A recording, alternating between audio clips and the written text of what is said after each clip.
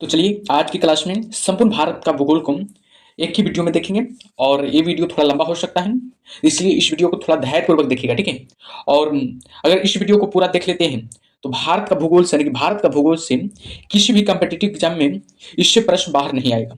चाहे आप एसएससी की तैयारी करते हैं, रेलवे की तैयारी कर रहे हैं, आरपीएफ कांस्टेबल को और अदर स्टेट एग्जाम की तैयारी करते हैं तो उससे बाहर एग्जाम में नहीं आएगा, ठीक है।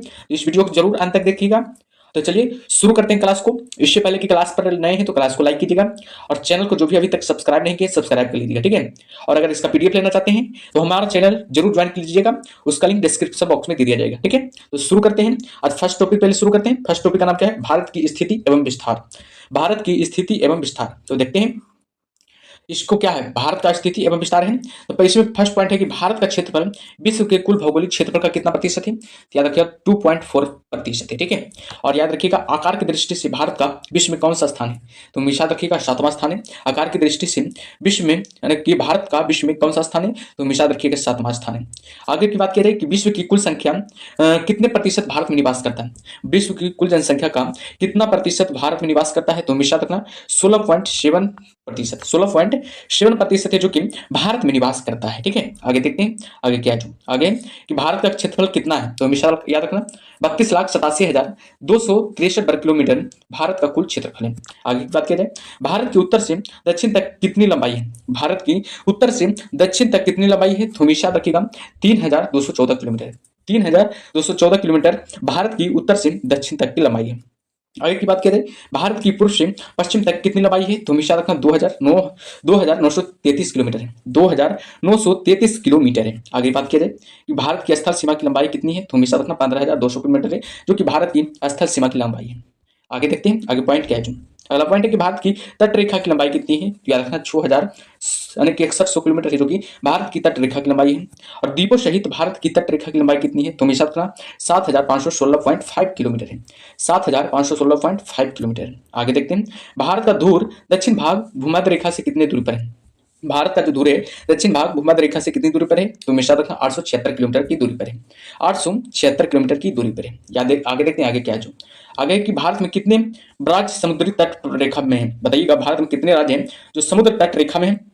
तो हमेशा रखिएगा 9 राज्य हैं जो कि समुद्र तट रेखा में स्थित है। आगे देखते हैं कि भारत के किस राज्य की तट रेखा सबसे लंबी है? तो गुजरात की तट रेखा सबसे लंबी है। आगे देखते हैं कि भारत के किस राज्य का तट रेखा सबसे छोटी है? तो गोवा की तट रेखा जो कि सबसे छोटी है। अगला पॉइंट है कि कौन सी अक्षांश रेखा भारत के मध्य से होकर गुजरती है? याद रखना कर्क रेखा है जो कि भारत के मध्य से होकर गुजरती है और भी कितने राज्यों से? याद रखना 8 राज्यों से होकर गुजरती है। कर्क रेखा भारत के कितने राज्यों से होकर गुजरती है? याद रखना 8 राज्यों से होकर गुजरती है। अभी बताएं आप लोग को कि कर्क रेखा भारत के कितने राज्यों से होकर गुजरती है? तो हमेशा लगाइएगा 8 राज्यों से होकर गुजरती है, ठीक है। आगे देखते हैं आगे क्या है। जो भारत की मुख्य भूमि का दक्षिणी नोक क्या है? याद रखना केप केमोरिन बाबू, ठीक है। भारत की मुख्य भूमि का दक्षिणी नोक क्या है? याद रखना केप कोमेरिन हो जाएगा। आगे भारत का सबसे दक्षिणी बिंदु है इंदिरा पॉइंट है। भारत का सबसे दक्षिणी बिंदु इंदिरा पॉइंट हो जाएगा। भारतीय भूमि का सर्वाधिक उत्तरी भाग कौन है? याद रखना इंदिरा कॉलेज जो कि भारतीय भूमि का सर्वाधिक उत्तरी भाग है।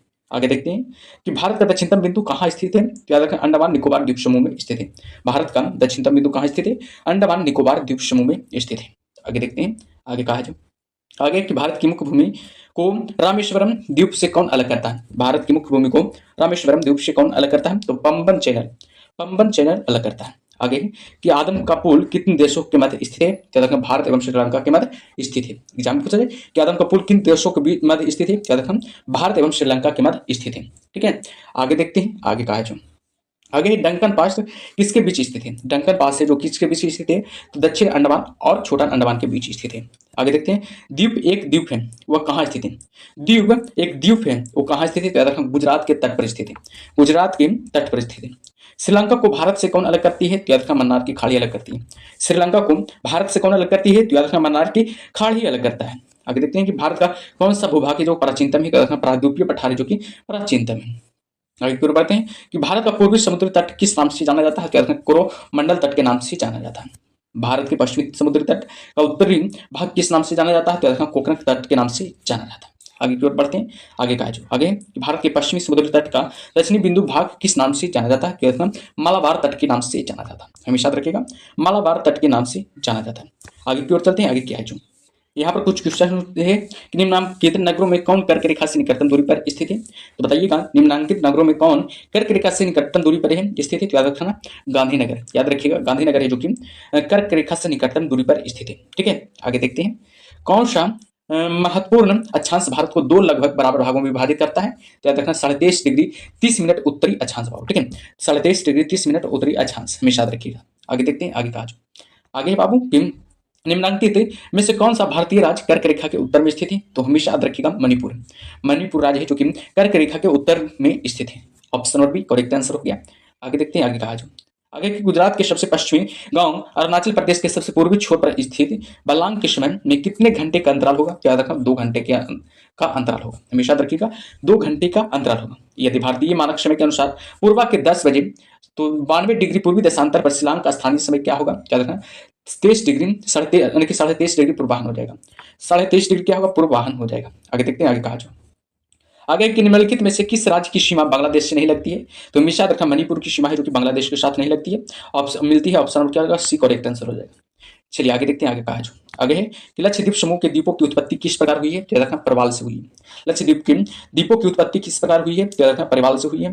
न्यूमूर द्वीप कहाँ स्थित है। तो रखना बंगाल की खाड़ी में स्थित है। और लक्षद्वीप कहाँ स्थित है। तो रखना अरब सागर में स्थित है। लक्षद्वीपों में द्वीपों की संख्या कितनी है। तो रखना 36 है। लक्षद्वीप समूह में द्वीपों की संख्या कितनी है। तो रखना 36 हो जाएगा। भारत का अक्षांशीय एवं देशांतरीय विस्तार कितना है बताइएगा। भारत का अक्षांशीय एवं देशांतरीय विस्तार कितना है। तो 8 डिग्री 4 मिनट उत्तरी अक्षांश से 37 डिग्री 6 मिनट उत्तरी अक्षांश तथा 68 डिग्री 7 मिनट पूर्वी देशांतर से 97 डिग्री 25 मिनट पूर्वी देशांतर हो जाएगा। तो याद रखिएगा। ठीक है, आगे क्यों चलते हैं आगे क्या आगे है कि भारतीय उपमहाद्वीप किस भूखंड का भाग है। भारतीय उपमहाद्वीप किस भूखंड का भाग है। गोंडवाना लैंड का भाग। भारत किस गोलार्ध में स्थित है। क्या रखना उत्तरी और पूर्वी गोलार्ध में स्थित है। भारत का सुदूर पश्चिमी का बिंदु कौन सा है। भारत का सुदूर पश्चिमी का बिंदु कौन सा है। तो रखना 68 डिग्री 7 मिनट पूर्व गुजरात में हो जाएगा। शिव समुद्र किस नदी द्वारा बनाया गया द्वीप है। क्या रखना कावेरी नदी द्वारा बनाया गया द्वीप है। आगे देखते हैं भारत की प्रादेशिक जल सीमा समुद्र तट से कितने समुद्री झील की दूरी है तक है। याद रखना 12 समुद्री मील याद रखिएगा। ठीक है, आगे देखते हैं 10 डिग्री चैनल किसके माध्यम से किस मध्य स्थित है। रखना छोटा अंडमान और कार निकोबार के बीच स्थित है। भारत तथा पाकिस्तान के मध्य अंतरराष्ट्रीय सीमा का नाम क्या है। तो रखना रेड क्लिफ लाइन हो जाएगा। भारत तथा चीन के बीच बनाने वाली रेखा का क्या नाम है। तो रखना मैकमोहन रेखा हो जाएगा। आगे की ओर चलते हैं आगे क्या है आगे भारत और अफगानिस्तान के बीच स्थित अंतरराष्ट्रीय सीमा को किस नाम से जाना जाता है। तो रखना डुरंड रेखा के नाम से जाना जाता है। भारत की सबसे लंबी स्थलीय सीमा किस देश के साथ रहे। तो याद रखना बांग्लादेश के साथ भारत की सबसे लंबी स्थलीय सीमा है। आगे क्यों चलते हैं बाबू आगे क्या है आगे है कि भारत की सबसे छोटी स्थलीय सीमा किस देश के साथ है। तो याद रखना अफगानिस्तान के साथ है। भारत की सबसे छोटी स्थलीय सीमा किस देश के साथ है। तो याद रखना अफगानिस्तान के साथ है। आगे कि भारत के किस राज्य में थार मरुभूमि स्थित है। भारत के किस राज्य में थार मरुभूमि स्थित है। याद रखना राजस्थान में थार मरुभूमि स्थित है। आगे की ओर चलते हैं आगे क्या है आगे भारत का मानक समय कितने डिग्री देशांतर पर आधारित है। तो याद रखना 82.5 डिग्री 36 मिनट पूर्वी देशांतर पर स्थित है। ठीक है, आगे देखते हैं भारत की कुल भूभाग के कितने प्रतिशत पर्वतीय है। तो याद रखना 11% है जो कि पर्वतीय है। आगे देखते हैं कि भारत के कुल भूभाग का कितने प्रतिशत मैदानी है। तो याद रखना 43% है जो कि मैदानी भाग है। ठीक है, आगे देखते हैं कि भारत और पाकिस्तान के बीच अंतरराष्ट्रीय सीमा का निर्धारण रेड क्लिफ ने किया था, इसलिए इसे रेड क्लिफ के नाम से जाना जाता है। भारत और पाकिस्तान के बीच अंतरराष्ट्रीय सीमा का निर्धारण किसने किया था। रेड क्लिफ ने किया था, इसलिए इसे रेड क्लिफ के नाम से जाना जाता है। और भारत और चीन के बीच अंतरराष्ट्रीय सीमा का निर्धारण मैकमोहन ने किया था, इसलिए इसे मैकमोहन के नाम से जाना जाता है। और भारत और अफगानिस्तान के मध्य अंतरराष्ट्रीय सीमा का निर्धारण डुरंड ने किया था, इसलिए इसे डुरंड के नाम से जाना जाता है। याद रखिएगा। आगे देखते हैं पड़ोसी देशों के साथ भारतीय सीमा की लंबाई। पड़ोसी देशों के साथ भारतीय सीमा की लंबाई क्या है। इधर देश का नाम दिया हुआ है, इधर सीमा की लंबाई है। बांग्लादेश के साथ याद रखना 4096 किलोमीटर है। और चीन के साथ कितना है। याद रखना चीन के साथ 3917 किलोमीटर। पाकिस्तान के साथ 3310 किलोमीटर। और नेपाल के साथ 1752 किलोमीटर हो जाएगा। और नेपाल के साथ कितना हो जाएगा 1752 किलोमीटर हो जाएगा। म्यांमार के साथ 1458 किलोमीटर। और भूटान के साथ 587 किलोमीटर। और अफगानिस्तान के साथ कितना है 80 किलोमीटर हो जाएगा। ठीक है, चलिए आगे की ओर चलते हैं। आगे पहले आगे देखते हैं। ठीक है, भारत आगे है कि भारत के पर्वत। दूसरा टॉपिक का नाम आगे देखते हैं। आगे है भारत। दूसरा टॉपिक का नाम है भारत का पर्वत। भारत के पर्वत के टॉपिक को कवर करेंगे। देखते हैं हिमालय पर्वत किस प्रकार का पर्वत है। तो याद रखना बलित पर्वत है। हिमालय पर्वत किस प्रकार का पर्वत है। तो याद रखना बलित पर्वत है। भारत का कौन सा पर्वत नवीनतम है। तो याद रखना हिमालय हो जाएगा। चलिए आगे की ओर चलते हैं। आगे क्या है आगे अरावली श्रेणियों की अनुबंधित आयु है, तो याद रखना 570 मिलियन वर्ष हो जाएगा। और अरावली श्रेणियों किस राज्य में स्थित है, तो याद रखना राजस्थान में स्थित है। आगे देखते हैं, भारत की प्राचीनतम पर्वत श्रेणी कौन है, तो याद रखना इसका करेक्ट आंसर क्या होगा बताइएगा। भारत का सबसे प्राचीनतम पर्वत श्रेणी कौन है, तो याद रखना अरावली पर्वत श्रेणी हो जाएगा। चलिए आगे देखते हैं आगे क्या है जो। आगे बाबू कि भारत के सबसे ऊंचे पर्वत शिखर का क्या नाम है, तो याद रखना है कंचनजंगा, जो कि सिक्किम राज्य में स्थित है। आगे देखते हैं कि हिमालय की उत्पत्ति किस भू संयंत्र से हुई है, तो याद रखना टेथिस से बाबू। हिमालय की उत्पत्ति किस भू संयंत्र से हुई है, तो याद रखना टेथिस से। हिमालय का पाद प्रदेश किस नाम से जाना जाता है, तो याद रखना शिवालिक के नाम से जाना जाता है। और आगे की ओर चलते हैं, आगे क्या है जो। आगे है कि हिमालय में हम हिम रेखा कहाँ मिलती है बताइएगा। हिमालय में हिम रेखा कहाँ मिलती है, तो याद रखना है 4500 से 6000 मीटर पश्चिम में मिलती है। 4500 से 6000 मीटर पश्चिम में मिलती है। आगे देखते हैं आगे क्या है जो। आगे पॉइंट है कि हिमालय श्रेणी में मिलने वाली संकीर्ण तथा अनुदैर्ध्य घाटियों को किस नाम से जाना जाता है, तो याद रखना दून के नाम से जाना जाता है। नंदा देवी चोटी हिमालय के किस भाग में स्थित है, तो याद रखना कुमायूं हिमालय के में स्थित है। उत्तराखंड उत्तरांचल में सबसे ऊंचे पर्वत शिखर का नाम क्या है, तो याद रखना नंदा देवी हो जाएगा। और शिवालिक श्रेणी का निर्माण कब हुआ था, तो याद रखना कब हुआ, तो याद रखना स्नोजोइक में हुआ। ठीक है, स्नोजोइक में हुआ था, याद रखिएगा। आगे कि भारत की सबसे प्राचीन पर्वत श्रेणी कौन सी है, तो याद रखना अरावली पर्वत श्रेणी हो जाएगा। और भारत में सबसे प्राचीन बली पर्वतमाला कौन सी है, तो अरावली ही हो जाएगा। और बात किया जाए अरावली पर्वत के सर्वोच्च शिखर का नाम क्या है, तो याद रखना गुरु शिखर हो जाएगा। अरावली पर्वत का सर्वोच्च शिखर का नाम क्या है, तो हमेशा रखिएगा गुरु शिखर हो जाएगा। पश्चिमी घाट क्या है, तो याद रखना एक भ्रंश कगार है। पश्चिमी घाट क्या है, तो याद रखना एक प्रकार का भ्रंश कगार है। आगे कुछ बढ़ते हैं, आगे क्या है जो। आगे की किस पर्वतमाला को सह्याद्री के नाम से जाना जाता है, तो रखना है पश्चिमी घाट को। यानी कि किस पर्वतमाला को सह्याद्री के नाम से जाना जाता है, तो रखना पश्चिमी घाट को सह्याद्री के नाम से जाना जाता है। आगे है कि पश्चिमी घाट की सबसे ऊंची चोटी का क्या नाम है, तो याद रखना अनाई मुदी हो जाएगा। पश्चिमी घाट की सबसे ऊंची चोटी का क्या नाम है, तो अनाई मुदी हो जाएगा। पूर्वी घाट के सर्वोच्च शिखर का क्या नाम है, महेंद्रगिरी हो जाएगा। पूर्वी घाट के सर्वोच्च शिखर का नाम क्या है, तो रखना महेंद्रगिरी हो जाएगा। आगे की ओर चलते हैं, आगे क्या जो। पूर्वी घाट एवं पश्चिमी घाट पर्वत श्रेणियों का सम्मिलित स्थल क्या है, तो नीलगिरी की पहाड़ियां हैं। पूर्वी घाट एवं पश्चिमी घाट पर्वत श्रेणियों का सम्मिलित स्थल कौन है, याद रखना नीलगिरी की पहाड़ियां। भारत के सबसे दक्षिणी भाग में स्थित पहाड़ी का क्या नाम है, तो याद रखना कार्डेमम। भारत के सबसे दक्षिणी भाग में स्थित पहाड़ी का क्या नाम है, तो याद रखना कार्डेमम हो जाएगा। कार्डेमम पहाड़ी कहाँ स्थित है, याद रखना केरल में। कार्डेमम पहाड़ी कहाँ स्थित है, तो याद रखना केरल में। आगे क्यों चलते हैं, आगे क्या है जो। आगे कार्डेमम पहाड़ियां किन राज्यों की सीमा पर स्थित है, तो हमेशा याद रखना है इसका करेक्ट आंसर हो जाएगा ऑप्शन नंबर सी। ठीक है, केरल और तमिलनाडु राज्य की सीमा पर स्थित है। Option number C correct answer हो जाएगा। चलिए आगे क्यों चलते हैं, आगे क्या है जो। आगे छोटा नागपुर पठार की सबसे ऊंची पर्वत चोटी का क्या नाम है, तो याद रखना पारसनाथ हो जाएगा। ठीक है, तो चलिए आगे क्यों चलते हैं, आगे क्या है जो। आगे गिरनार पहाड़ियां कहाँ स्थित है, तो याद रखना बिहार में स्थित है। आगे अंडमान और निकोबार द्वीप समूह में सबसे अधिक ऊंची चोटी का क्या नाम है, तो याद रखना सैडिक पीक हो जाएगा। सैडिक पीक नाम है। ठीक है, नर्मदा और ताप्ती नदियों के मध्य कौन सी पहाड़ी स्थित है, तो याद रखना सतपुड़ा की पहाड़ी स्थित है। और गुरु शिखर पर्वत चोटी किस राज्य में स्थित है, तो याद रखना राजस्थान में स्थित है।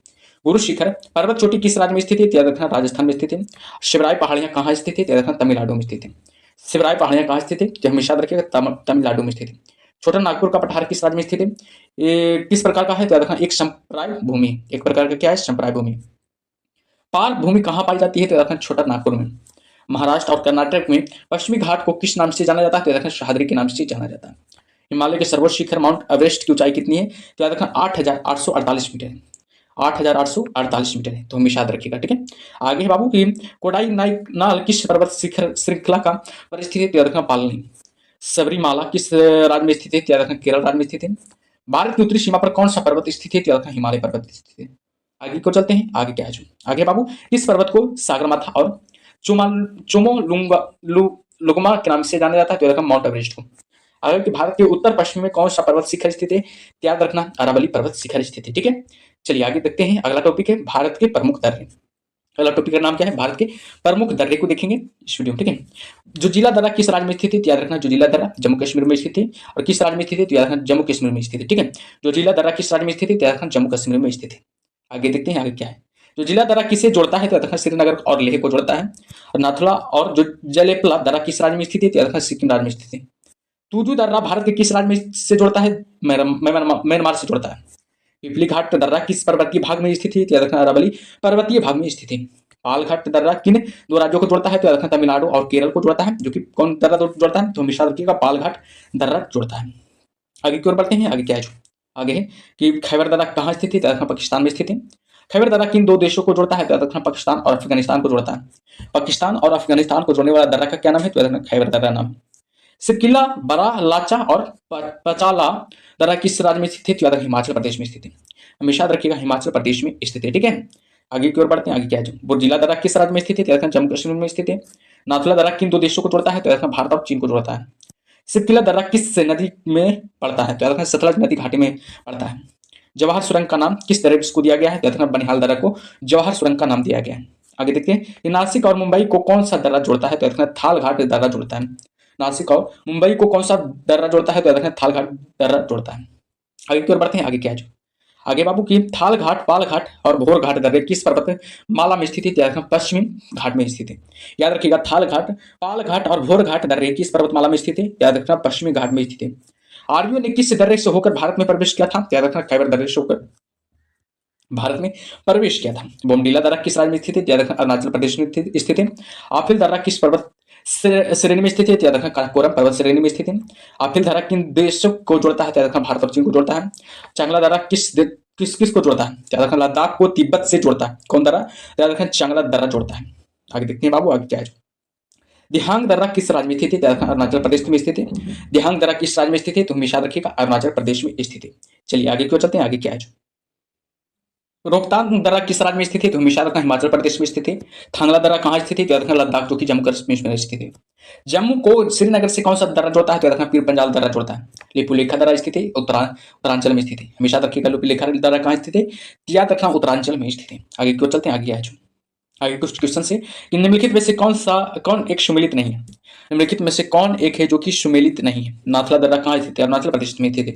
बताइएगा नाथुला दर्रा अरुणाचल प्रदेश में स्थित है? जी नहीं, नाथुला दर्रा अरुणाचल प्रदेश में स्थित नहीं। ऑप्शन नंबर यही जो कि गलत है। लिपुलेखा दर्रा उत्तराखंड में स्थित है। रोहतांग दर्रा हिमाचल प्रदेश में स्थित है। पालघाट दर्रा केरल में स्थित है। तो ये सब याद रखिएगा। ठीक है, नाथुला दर्रा जो कि है सिक्किम राज्य में स्थित है। हमेशा याद रखिएगा। दिए गए दर्रे एवं राज्यों का सुमेलन निम्न प्रकार से। नाथुला दर्रा सिक्किम राज्य में स्थित है। लिपुलेखा दर्रा उत्तराखंड में स्थित है। रोहतांग दर्रा हिमाचल प्रदेश में। कालघाट केरल में स्थित है। याद रखिएगा। ठीक है, ये सबको आगे कि माना दर्रा स्थित है कहाँ? उत्तराखंड में स्थित है। अगला हिमालय में हिमरेख बीच में स्थित है 2300 से 6000 मीटर पूर्व में। हिमालय को हिमनदों के पिघलने की गति सबसे अधिक है। हिमालय के हिमनदों के पिघलने की गति क्या है? सबसे अधिक है। ठीक है, आगे देखते हैं क्या है। चौरीबाड़ी ग्लेशियर स्थित है। बताइएगा चौरीबाड़ी ग्लेशियर कहाँ स्थित है? तो हमेशा रखना केदारनाथ मंदिर के उत्तर में स्थित है। चौरीबाड़ी ग्लेशियर कहाँ स्थित है? याद रखना केदारनाथ मंदिर के उत्तर में स्थित है। ठीक है, चलिए आगे देखते हैं आगे क्या है। आगे बाबू की मिलान हिमनद किस क्षेत्र में स्थित है? याद रखना कुमायूं पर क्षेत्र में स्थित है। जेगू ग्लेशियर कहाँ स्थित है? याद रखना सिक्किम नेपाल में स्थित है। रीमो पुनमा और रूपल ग्लेशियर कहाँ स्थित है? याद रखना कश्मीर में ही स्थित है। आगे देखते हैं भारत की नदियां। भारत की नदियां चौथा टॉपिक का नाम है भारत की नदियां। उत्तर भारत की नदियां पहले देखेंगे। उत्तर भारत की नदियां पहले देखेंगे। ठीक है, देखिएगा हिमालय तथा हिमालय के परे क्षेत्र से निकलने वाली नदियों को 3 नदी तंत्रों में विभाजित किया गया है। पहला सिंधु नदी तंत्र हो जाएगा, दूसरा गंगा नदी तंत्र हो जाएगा, तीसरा ब्रह्मपुत्रा नदी तंत्र हो जाएगा। ठीक है, तो आगे देखते हैं आगे क्या है। जो पहला देखेंगे सिंधु नदी तंत्र के बारे में। ठीक है, पहले में जानकारी प्राप्त करेंगे सिंधु नदी तंत्र के बारे में। ठीक है, सिंधु नदी कहाँ से निकलती है? तो याद रखना बोखर-चू हिमनद जो कि कैलाश पर्वत श्रेणी से निकलती है। सिंधु नदी कहाँ से निकलती है? तो बोखर-चू हिमनद जो कि कैलाश पर्वत श्रेणी से निकलती है। सिंधु नदी की कुल लंबाई कितनी है? तो याद रखना 2880 किलोमीटर है जो कि सिंधु नदी की कुल लंबाई है। सिंधु नदी भारत की में कितनी लंबाई है? बताइएगा सिंधु नदी की भारत में कितनी लंबाई है? तो याद रखना 709 किलोमीटर सिंधु नदी की भारत में लंबाई है। आगे क्यों चलते हैं आगे क्या है। आगे बाबू की झेलम, चिनाब, रावी, व्यास तथा सतलज किस नदी की सहायक नदियां हैं? तो याद रखना सिंधु नदी की सहायक नदियां। सिंधु नदी को तिब्बत में किस नाम से जाना जाता है? तो याद रखना सिंगिंग खंबन या लाइनस माउथ के नाम से जाना जाता है। सिंधु नदी द्वारा निर्मित सबसे गहरे मक्खड़ का क्या नाम है? तो याद रखना गिलगित जो कि 5200 मीटर है। ठीक है, 200 मीटर न कि गहरा है। 5200 मीटर है जो कि गहरा है। ठीक है, झेलम नदी के उद्गम स्थल का क्या नाम है? बताइएगा झेलम नदी के उद्गम स्थल का क्या नाम है? बेरीनाग हो जाएगा। कश्मीर की सबसे महत्वपूर्ण नदी कौन सी है? तो याद रखना झेलम नदी। चेनाब नदी को हिमालय प्रदेश में किस नाम से जाना जाता है? तो याद रखना चंद्रभागा के नाम से जाना जाता है। चेनाब नदी को हिमाचल प्रदेश में किस नाम से जाना जाता है? तो याद रखना चंद्रभागा के नाम से जाना जाता है। रावी नदी कहाँ से निकलती है? बताइएगा रावी नदी कहाँ से निकलती है? तो याद रखना रोहतांग दर्रे के पास से निकलती है। रावी नदी को किन अन्य नामों से जाना जाता है? तो याद रखना पुरुषनी और इरावती के नाम से जाना जाता है। ब्यास नदी कहाँ से निकलती है? तो याद रखना ब्यास कुंड से निकलती है। ब्यास नदी को किन अन्य नामों से जाना जाता है? तो याद रखना विपाशा या अग्रिका के नाम से जाना जाता है। ठीक है, आगे देखते हैं सतलज नदी के बारे में। सतलज नदी कहाँ से निकलती है? तो याद रखना राकस ताल झील से। सतलज नदी कहाँ से निकलती है? तो हमेशा याद रखिएगा राकस ताल झील से सतलज नदी निकलती है। आगे देखते हैं सतलज नदी की भारत में कुल लंबाई कितनी है? तो हमेशा याद रखिएगा 1050 किलोमीटर सतलज नदी की भारत में कुल लंबाई है। ठीक है, तो याद रखिएगा सब पॉइंट को, वेरी वेरी इंपॉर्टेंट पॉइंट है बाबू एग्जाम के अकॉर्डिंग। आगे देखते हैं घाघरा नदी कहाँ से निकलती है? तो हमेशा रखना शिवालिक के पाद मालवा पंख से। घाघरा नदी कहाँ से निकलती है? शिवालिक के पाद मालवा पंख से। ठीक है, तो हमेशा याद रखिएगा। आगे है कि घाघरा नदी को किस अन्य नाम से जाना जाता है? तो हमेशा रखना पौराणिक सरस्वती के नाम से जाना जाता है। घाघरा नदी को किस अन्य नाम से जाना जाता है? तो हमेशा रखिएगा पौराणिक सरस्वती के नाम से जाना जाता है। ठीक है, आगे देखते हैं आगे क्या है जो, आगे देखते हैं आगे क्या है जो। ठीक है, गंगा नदी तंत्र के बारे में जानेंगे, गंगा नदी तंत्र के बारे में। ठीक है, गंगा नदी का उद्गम स्थल कहाँ है? तो याद रखना गोमुख हिमनद से। याद रखना है गंगा नदी का उद्गम स्थल कहाँ है? तो याद रखना गोमुख जो हिमनद। ठीक है, आगे है किन दो नदियों के संगम के बाद यह गंगा नदी कहलाती है? किन दो नदियों के संगम के बाद यह गंगा नदी कहलाती है? तो हमेशा रखना भागीरथी और अलकनंदा के। याद रखना भागीरथी और अलकनंदा के संगम के बाद यह नदी क्या कहलाती है? गंगा नदी कहलाती है। भारत का सबसे बड़ा नदी बेसिन का नाम क्या है? तो याद रखना गंगा नदी बेसिन। भारत का सबसे बड़ा बड़ा नदी बेसिन का नाम क्या है? तो याद रखना गंगा नदी बेसिन हो जाएगा। ठीक है, आगे देखते हैं आगे क्या है जो। आगे गंगा नदी की लंबाई कितनी है? तो याद रखना 2501 किलोमीटर। 2501 किलोमीटर गंगा नदी की लंबाई है। भारत की बृहत्तम नदी का नाम क्या है? तो याद रखना गंगा नदी। भारत की बृहत्तम नदी का नाम क्या है? तो हमेशा याद रखिएगा बाबू गंगा नदी हो जाएगा। ठीक है, आगे है कि गंगा नदी को बांग्लादेश में किस नाम से जाना जाता है? गंगा नदी को बांग्लादेश में किस नाम से जाना जाता है? तो याद रखना पद्मा के नाम से जाना जाता है। पद्मा के नाम से किसे जाना जाता है? तो याद रखना गंगा नदी को जाना जाता है। ठीक है, आगे देखते हैं आगे क्या है जो। आगे है ये गंगा ब्रह्मपुत्र द्वारा निर्मित विश्व के सबसे बड़े डेल्टा का नाम क्या है? याद रखना सुंदरबन का डेल्टा। सुंदर वन का डेल्टा हो जाएगा, सुंदर वन का डेल्टा हो जाएगा। ठीक है, यमुना नदी कहाँ से निकलती है? तो हमेशा रखना यमुनोत्री हिमनद से निकलती है। यमुना नदी कितनी की लंबाई कितनी है? तो याद रखना 960 किलोमीटर। यमुना नदी की लंबाई कितनी है? तो याद रखना हमेशा 960 किलोमीटर यमुना नदी की लंबाई है। ठीक है, आगे देखते हैं आगे क्या है जो। आगे बाबू की यमुना नदी गंगा में किस स्थान पर मिलती है? यमुना नदी गंगा में किस स्थान पर मिलती है? तो हमेशा रखिएगा इलाहाबाद में मिलती है। ठीक है, यमुना नदी गंगा में किस स्थान पर मिलती है? तो हमेशा रखिएगा इलाहाबाद में मिलती है। आगे है कि किस नदी को परम में अरुणा नदी के नाम से जाना जाता है? याद रखिएगा किस नदी को परम में अरुणा नदी के नाम से जाना जाता है? तो हमेशा रखा कोसी नदी को। कोसी नदी को परम में अरुणा नदी के नाम से जाना जाता है। आगे की सबसे अधिक पथ परिवर्तन करने वाली नदी कौन सी है? तो हमेशा रखना कोसी नदी। ठीक है, सबसे अधिक पथ परिवर्तन करने वाली नदी कौन सी है? तो हमेशा रखना कोसी नदी। और बिहार का शोक नदी किसे कहा जाता है? तो हमेशा रखना कोसी नदी को ही बिहार का शोक नदी कहा जाता है। बंगाल का शोक नदी किस नदी को कहते हैं? तो रखना दामोदर को। बंगाल का शुक्ल नदी किस नदी को कहा जाता है? तो हमेशा रखना है दामोदर नदी को। ठीक है, आगे देखते हैं आगे क्या है जो। आगे है अरावली पर्वत श्रृंखला किस नदी प्रणाली से द्विविभाजित होती है? अरावली पर्वत श्रृंखला किस नदी प्रणाली से द्विविभाजित होती है? तो हमेशा रखना चंबल नदी और साबरमती नदी से। याद रखना चंबल और साबरमती से। ठीक है, याद रखिएगा चंबल और साबरमती से। ठीक है, चलिए आगे क्यों चलते हैं आगे क्या है जो। आगे है कि किस नदी को बिहार का शोक नदी कहा जाता है? तो हमेशा रखना कोसी नदी को। कोसी नदी को बिहार का शोक नदी कहा जाता है। तो हमेशा रखिएगा कोसी नदी को बिहार का शोक नदी कहा जाता है। चंबल नदी की लंबाई कितना है? तो हमेशा रखना 960 किलोमीटर बाबू। ठीक है, 960 किलोमीटर चंबल नदी की क्या है? लंबाई है। ठीक है, चलिए ब्रह्मपुत्र नदी तंत्र के बारे में आज जानेंगे, ब्रह्मपुत्र नदी तंत्र के बारे में। ठीक है, ब्रह्मपुत्र नदी कहां से निकलती है बताइएगा? ब्रह्मपुत्र नदी कहां से निकलती है? तो याद रखना मानसरोवर झील के पास चीमायुंग दुंग हिमनद से। याद रखना मानसरोवर झील के पास चीमायुंग दुंग हिमनद से बाबू। ठीक है, चीमायुंग दुंग हिमनद से निकलती है। अगला है ब्रह्मपुत्र को तिब्बत में किस नाम से जाना जाता है? तो याद रखना शांगप्पो। शांगप्पो के नाम से जाना जाता है। ब्रह्मपुत्र को तिब्बत में किस नाम से जाना जाता है? तो याद रखना शांगप्पो के नाम से जाना जाता है। आगे है एशिया का सबसे बड़ा नदी द्वीप मजौली किस नदी में है? तो याद रखना ब्रह्मपुत्र नदी में। एशिया का सबसे बड़ा नदी द्वीप मजौली किस नदी में है? तो हमेशा रखना ब्रह्मपुत्र नदी में। ठीक है, चलिए प्रायद्वीपीय भारत की नदियां देखते हैं। प्रायद्वीपीय भारत की नदियां कौन कौन है? प्रायद्वीपीय भारत की नदियां पश्चिमी की ओर बहने वाली नदियां का नाम ही याद रखिएगा। पश्चिम की ओर बहने वाली नदियां का नाम क्या है? पहला नर्मदा नदी आ गया। भारत के किस राज्य में बहती है? तो याद रखना मध्य प्रदेश में बहती है। नर्मदा नदी भारत के किस राज्य में बहती है? तो हमेशा याद रखना लेकिन मध्य प्रदेश में बहती है। नर्मदा नदी कहां से निकलती है? तो हमेशा रखना अमरकंटक के पठार से, जो कि छत्तीसगढ़ से निकलती है। ठीक है, अमरकंटक के पठार से निकलती है। नर्मदा नदी कहां से निकलती है? तो हमेशा रखिएगा अमरकंटक के पठार से निकलती है। नर्मदा नदी की कुल लंबाई कितनी है? तो हमेशा रखना 1300 किलोमीटर है। याद रखिएगा नर्मदा नदी की कुल लंबाई 1300 किलोमीटर है। नर्मदा नदी जिस घाटी से होकर गुजरती है उसे क्या कहा जाता है? विभ्रंश घाटी कहा जाता है, रिफ्ट वैली कहा जाता है। याद रखिएगा विभ्रंश घाटी या रिफ्ट वैली कहा जाता है। ठीक है, चलिए आगे देखते हैं, नर्मदा नदी कहाँ गिरती है? नर्मदा नदी कहाँ जाकर गिरती है? तो हमेशा रखना खंभात की खाड़ी में जाकर गिरती है। ताप्ती नदी कहाँ से निकलती है? तो हमेशा रखना सतपुड़ा श्रेणी से निकलती है। ताप्ती नदी कहाँ से निकलती है? तो हमेशा रखिएगा सतपुड़ा श्रेणी से निकलती है। ताप्ती नदी की कुल लंबाई कितनी है? तो हमेशा रखना 700 किलोमीटर, जो कि ताप्ती नदी की कुल लंबाई है। ठीक है, ताप्ती नदी किस घाटी से होकर गुजरती है? तो हमेशा रखना विभ्रंश घाटी से होकर गुजरती है।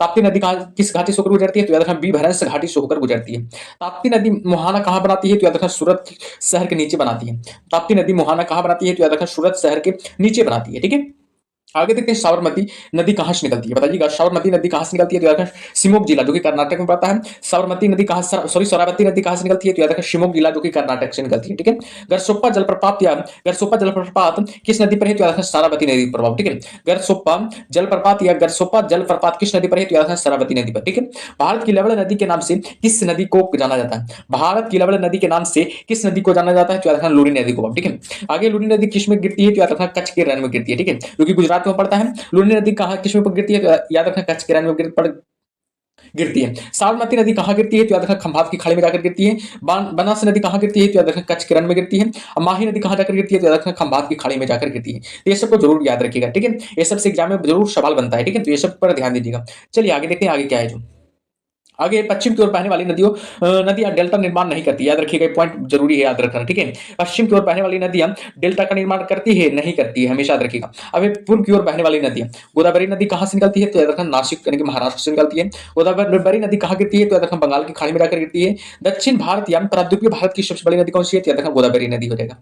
चलिए आगे देखते हैं बाबू, आगे क्या है जो आगे वृद्ध गंगा के नाम से किस नदी को जाना जाता है? तो याद रखना गोदावरी नदी को वृद्ध गंगा के नाम से जाना जाता है। बेन गंगा तथा पेन गंगा किसकी सहायक नदियां हैं? तो याद रखना गोदावरी नदी की सहायक नदियां कौन है? तो याद रखना बेन गंगा तथा पेन गंगा हो जाएगा। कावेरी नदी कहां से निकलती है? तो याद रखना ब्रह्मगिरी श्रेणी से निकलती है। कावेरी नदी कहां से निकलती है? तो याद रखना ब्रह्मगिरी श्रेणी से निकलती है। ठीक है, तो चलिए आगे को चलते हैं, आगे क्या है जो आगे कावेरी नदी कहां गिरती है? तो याद रखना बंगाल की खाड़ी में जाकर कावेरी नदी गिरती है।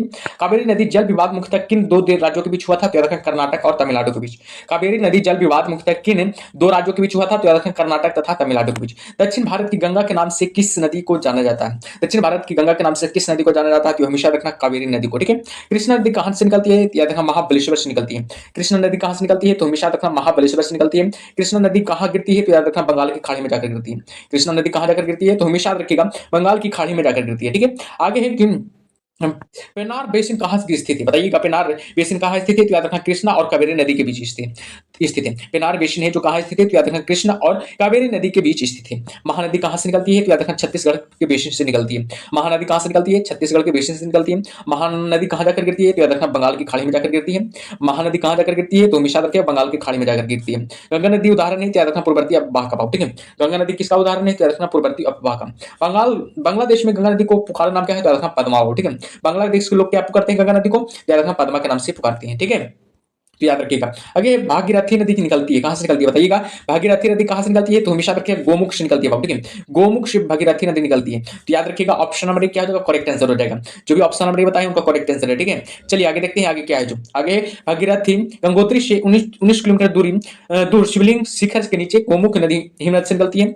देवप्रयाग के पास अलकनंदा एवं भागीरथी मिलकर गंगा के नाम से प्रवाहित होती है। याद रखिएगा भागीरथी गंगोत्री से 19 किलोमीटर दूर शिवलिंग शिखर के नीचे गोमुख हिमनद से निकलती है और देवप्रयाग के पास अलकनंदा एवं भागीरथी में मिलकर गंगा के नाम से प्रवाहित होती है। तो इसे याद रखिएगा। ठीक है, चलिए आगे देखते हैं आगे क्या है। दामोदर नदी की सहायक नदियां कौन कौन है? बताइएगा। दामोदर जिसकी सहायक नदी है वह है क्या है? बताइएगा किसकी सहायक नदियां है? तो हमेशा रखना हुगली के बाब। ठीक है, हुगली की सहायक नदियां कौन है? तो याद रखना दामोदर। हुगली की सहायक नदियां क्या हो जाएगा? दामोदर। ऑप्शन में क्या हो जाएगा? बी करेक्ट आंसर हो जाएगा।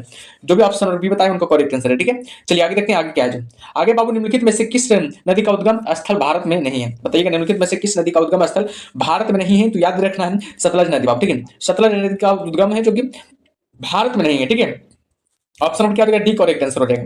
चलिए आगे को चलते हैं, आगे क्या है? अगला 5वां टॉपिक है भारत के प्रमुख जलप्रपात बाबू। ठीक है, अगला टॉपिक का नाम क्या है? भारत के प्रमुख जलप्रपात। याद रखिएगा जोग या गरसोप्पा जलप्रपात किस नदी पर स्थित है? याद रखना शरावती नदी पर स्थित है। आगे जोग जलप्रपात किस राज्य में स्थित है? याद रखना कर्नाटक राज्य में स्थित है। भारत का सबसे ऊंचा जलप्रपात कौन सा है? तो याद रखना जोग जलप्रपात हो जाएगा। जोग जलप्रपात का क्या नाम है? तो याद रखना महात्मा गांधी जलप्रपात बाबू। ठीक है, जोग जलप्रपात का क्या नाम है? तो याद रखना महात्मा गांधी जलप्रपात हो जाएगा। ठीक है, चलिए आगे को चलते हैं, आगे क्या है जो आगे एशिया का सबसे बड़ा जलप्रपात कौन है, तो याद रखना हुंड्रू जलप्रपात है। भारत का दूसरा सबसे ऊंचा जलप्रपात कौन है, तो याद रखना एना। याद रखिएगा, भारत का दूसरा सबसे ऊंचा जलप्रपात कौन है, तो याद रखना एना हो जाएगा।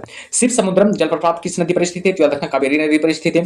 एशिया का सबसे बड़ा जलप्रपात हुंड्रू का है, कहाँ है बताइएगा। एशिया का जो सबसे बड़ा जलप्रपात कौन है, तो याद रखना हुंड्रू हो जाएगा। ठीक है, हुंड्रू एशिया का सबसे बड़ा जलप्रपात है, जो कहाँ स्थित है, तो रांची के पास, जो कि झारखंड में स्थित है। ठीक है, फिर चित्रकूट जलप्रपात को किस अन्य नाम से जाना जाता है, तो याद रखना नियाग्रा जलप्रपात के नाम से जाना जाता है। ठीक है, ये सबको याद रखिएगा। ठीक है, आगे धुआंधार जलप्रपात किस नदी पर स्थित है, याद रखना नर्मदा नदी पर स्थित है।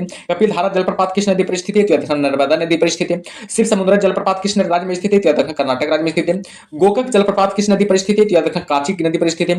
गोकक जलप्रपात किस राज्य में स्थित है, याद रखना झारखंड राज्य में स्थित है। ठीक है, ये सबको ध्यान दीजिएगा। ठीक है, जैसे वेरी वेरी इंपॉर्टेंट पॉइंट है बाबू। ठीक है, आगे चुलिया जलप्रपात किस नदी पर स्थित है, याद रखना चंबल नदी पर स्थित है। चुलिया जलप्रपात किस राज्य में स्थित है, याद रखना राजस्थान में स्थित है। धुआंधार जलप्रपात किस राज्य में कहां स्थित है, याद रखना जबलपुर, जो कि मध्य प्रदेश में पड़ता है। जबलपुर कहां पड़ता है, याद रखना मध्य प्रदेश में पड़ता है बाबू। ठीक है, सातनी जलप्रपात किस नदी पर स्थित है, याद रखना शंख नदी पर स्थित है। सातनी जलप्रपात किस राज्य में स्थित है, याद रखना झारखंड राज्य में स्थित है। आगे देखिएगा, आगे बाबू की गौतम धारा या जोनाहा जलप्रपात किस नदी पर स्थित है, याद रखना रारू नदी पर स्थित है। गौतम धारा जलप्रपात किस राज्य में स्थित है, याद रखना झारखंड में स्थित है। एना जलप्रपात किस नदी पर स्थित है, याद रखना एना नदी पर स्थित है। एना जलप्रपात किस स्थान पर स्थित है, याद रखना महाबलेश्वर में स्थित है।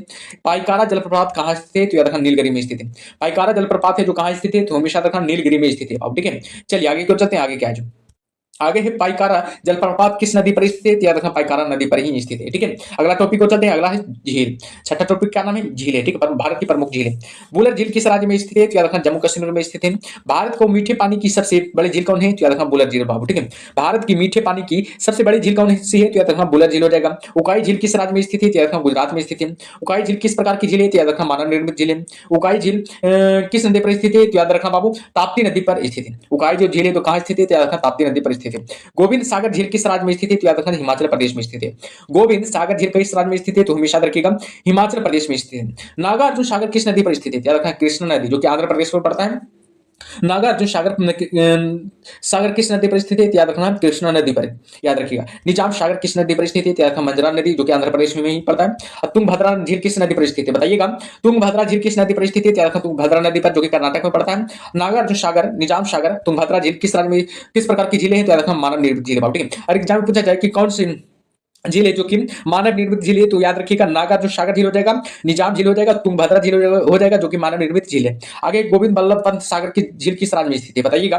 गोविंद बल्लभ पंत सागर झील किस राज्य में स्थित है, याद रखना छत्तीसगढ़ और उत्तर प्रदेश में। ठीक है, छत्तीसगढ़ और उत्तर प्रदेश में स्थित है। गोविंद बल्लभ पंत सागर झील किस नदी पर बनाई गई है, तो याद रखना रिहंद नदी पर बनाई गई है। ठीक है, गोविंद बल्लभ पंत सागर झील किस नदी पर बनाई गई है, तो याद रखना रिहंद नदी पर बनाई गई है। राणा प्रताप सागर और जवाहर सागर किस राज्य में स्थित है, बताइएगा। राणा प्रताप सागर और जवाहर सागर किस राज्य में स्थित है, याद रखना राजस्थान में स्थित है। ठीक है, राजस्थान में स्थित है। गांधी सागर किस राज्य में स्थित है, याद रखना मध्य प्रदेश में स्थित है। लोकटक झील किस राज्य में स्थित है, याद रखना मणिपुर में स्थित है। ये सबको याद रखिएगा, ये सब आपको एग्जाम के अकॉर्डिंग बहुत इंपॉर्टेंट सवाल है। एग्जाम के अकॉर्डिंग बहुत इंपॉर्टेंट सवाल है, और किसी भी एग्जाम की तैयारी करते हैं, SSC, CGL, railway group D, state exam, किसी भी एग्जाम की तैयारी करते हैं, तो इस वीडियो को जरूर अंत तक देखिएगा। ठीक है, इस ज्योग्राफी का वीडियो जरूर अंत तक देखिएगा। आज की क्लास में ज्योग्राफी है, नेक्स्ट वीडियो आएगा जो कि हिस्ट्री पर रहेगा। ठीक है, नेक्स्ट वीडियो जो रहेगा जो कि हिस्ट्री पर रहेगा। ठीक है, इसी प्रकार से पूरा सिलेबस खत्म कर देंगे। ठीक है, तो ये पूरा देखिएगा वीडियो अंत तक। ठीक है, तो चलिए शुरू कर आगे को चलते हैं, आगे क्या है जो आगे है राणा सागर, जवाहर सागर, गांधी सागर किस नदी पर बनाई गई झीलें, तो याद रखना चंबल नदी पर बनाई गई झीलें।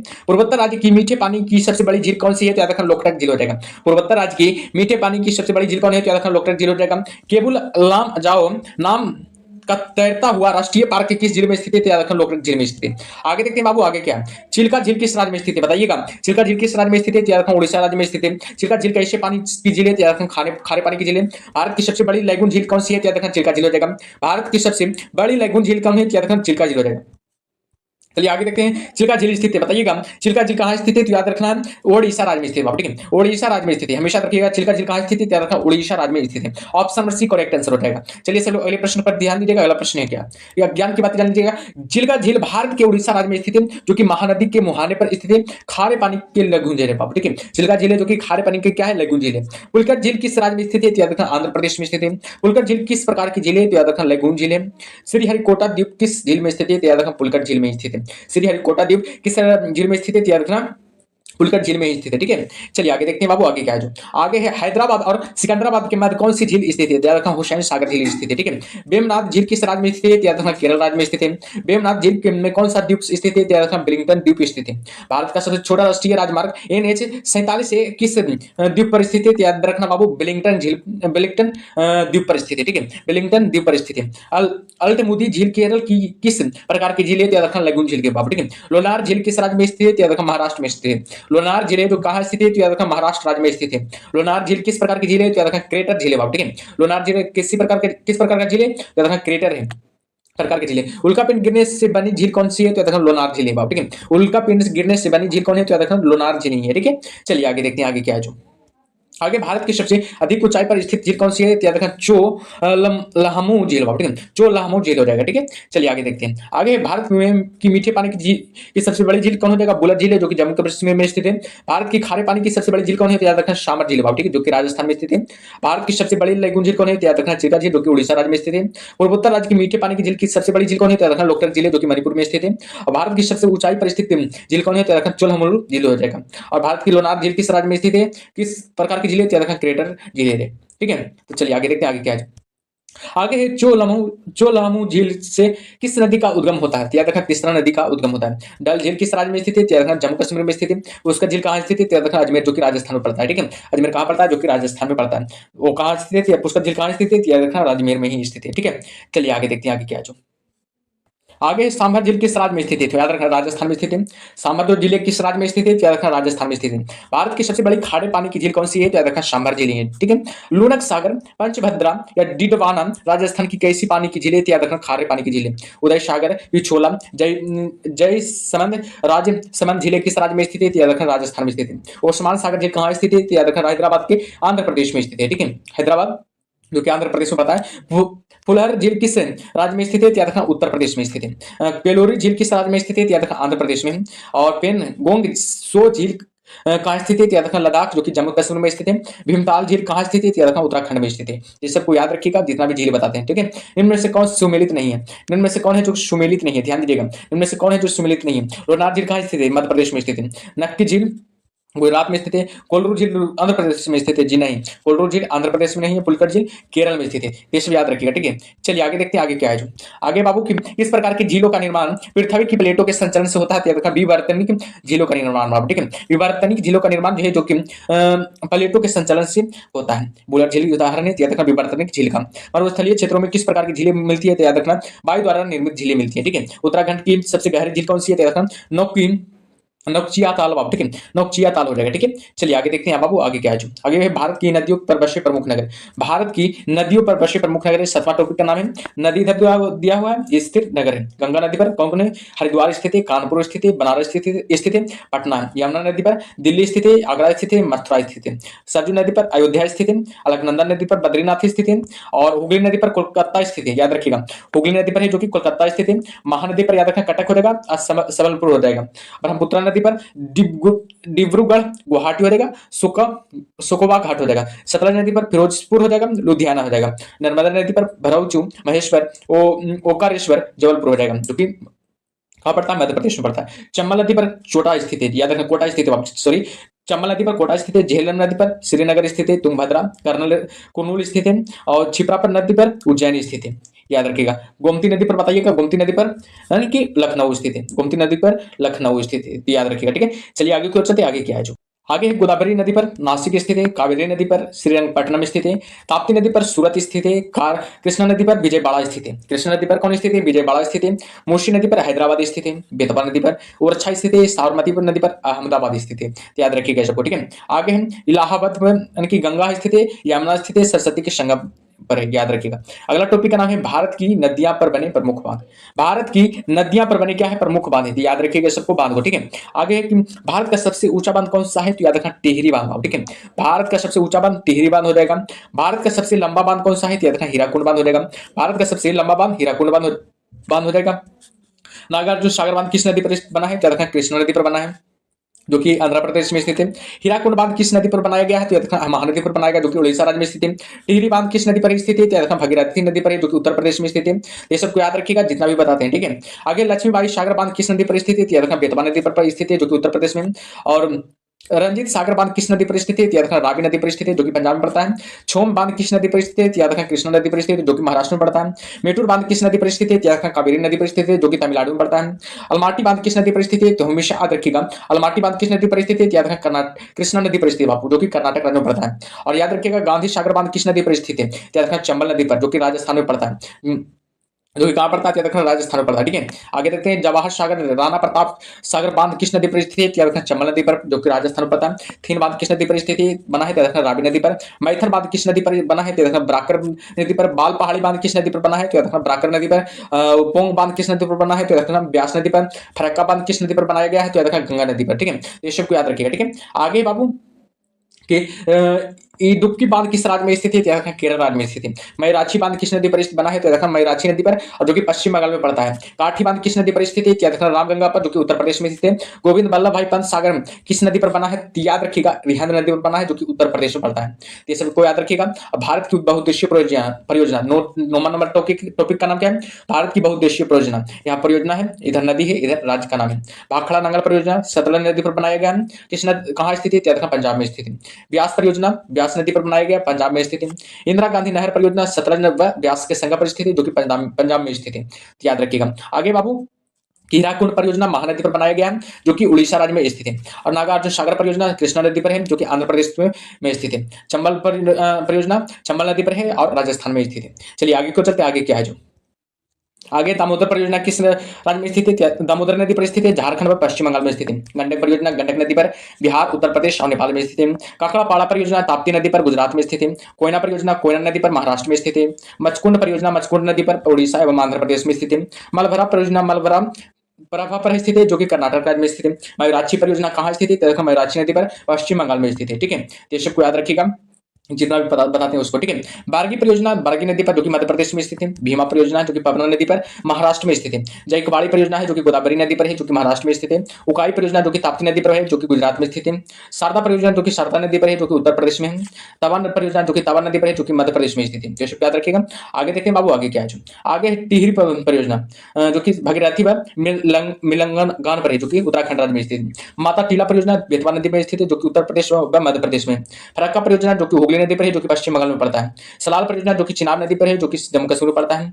नर्मदा घाटी परियोजना जो कि नर्मदा नदी पर है, जो कि मध्य प्रदेश में और गुजरात में पड़ता है। सोन परियोजना जो कि सोन नदी पर है, जो कि बिहार में पड़ता है। ऊपरी कृष्णम परियोजना जो कि कृष्णा नदी पर है, जो कि कर्नाटक में पड़ता है। घाट प्रभा परियोजना जो कि घाट प्रभा नदी पर है, जो कि कर्नाटक में पड़ता है। कृष्णा परियोजना जो कि कृष्णा नदी पर है, जो कि महाराष्ट्र में पड़ता है। तो ये सबको याद रखिएगा। आगे देखते हैं बाबू, आगे क्या है। आगे है अपर पेन गंगा परियोजना, जो कि पेन गंगा नदी पर स्थित है, जो कि कहाँ पड़ता है? तो महाराष्ट्र में पड़ता है। नाथप्पा झाकरी परियोजना जो कि सतलज नदी पर है, कहाँ पड़ता है? तो देखा हिमाचल प्रदेश में। भारत पाक बगलिहार जो कि चिनाब नदी पर है, जो कि जम्मू कश्मीर में पड़ता है। काकरापारा परियोजना है, जो कि ताप्ती नदी पर है, जो कि जम्मू कश्मीर में पड़ता है। चिटकल परियोजना घाटप्रभा नदी पर कर्नाटक में स्थित है। दुल्हास्ती परियोजना चिनाब नदी पर है, जो कि जम्मू कश्मीर में पड़ता है। आगे देखते हैं बाबू, आगे क्या है। आगे है कि जवाई परियोजना जो कि पाली नदी पर है, जो कि राजस्थान में पड़ता है। जाखम परियोजना जो कि जाखम नदी पर है, जो कि राजस्थान में पड़ता है। पार्वती परियोजना जो कि पार्वती नदी पर है, जो कि राजस्थान में पड़ता है। रामगंगा परियोजना जो कि रामगंगा नदी पर है, याद रखना वो कहाँ पड़ता है? उत्तराखंड में पड़ता है। रिहांद एवं गोविंद वल्लभ परियोजना सोन नदी पर है, जो कि उत्तर प्रदेश में पड़ता है। सागर परियोजना जो कि उत्तर प्रदेश में पड़ता है। पेरियार परियोजना पेरियार नदी पर, जो कि केरल में पड़ता है।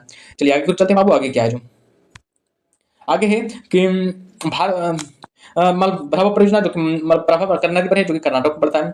तुलबुल परियोजना जो कि झेलम नदी पर है, जो कि जम्मू कश्मीर में पड़ता है। भारत की सबसे बड़ी नदी बहुउद्देशीय नदी घाटी परियोजना कौन सी है? तो हमेशा रखना भाखड़ा नंगल परियोजना हो जाएगा।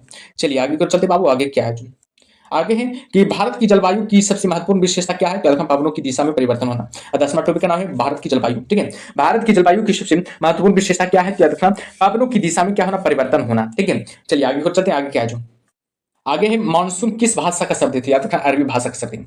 आगे मानसून शब्द की उत्पत्ति अरबी भाषा के मौसमी शब्द से हुई है, जिसका तात्पर्य है मौसम के ऋतु से। भारत में सर्वाधिक वर्षा मुक्त प्राप्त होती है दक्षिण पश्चिम मानसून से। याद रखिएगा, भारत में सर्वाधिक वर्षा मुक्त कहां से प्राप्त होती है? दक्षिण पश्चिम मानसून से। आगे अमृतसर शिमला एक ही अक्षांश पर स्थित है, परंतु उनकी जलवायु में भिन्नता का कारण क्या है? उनकी समूह से दूरी, याद रखें समुद्र से दूरी, सॉरी उनके समुद्र से क्या है दूरी।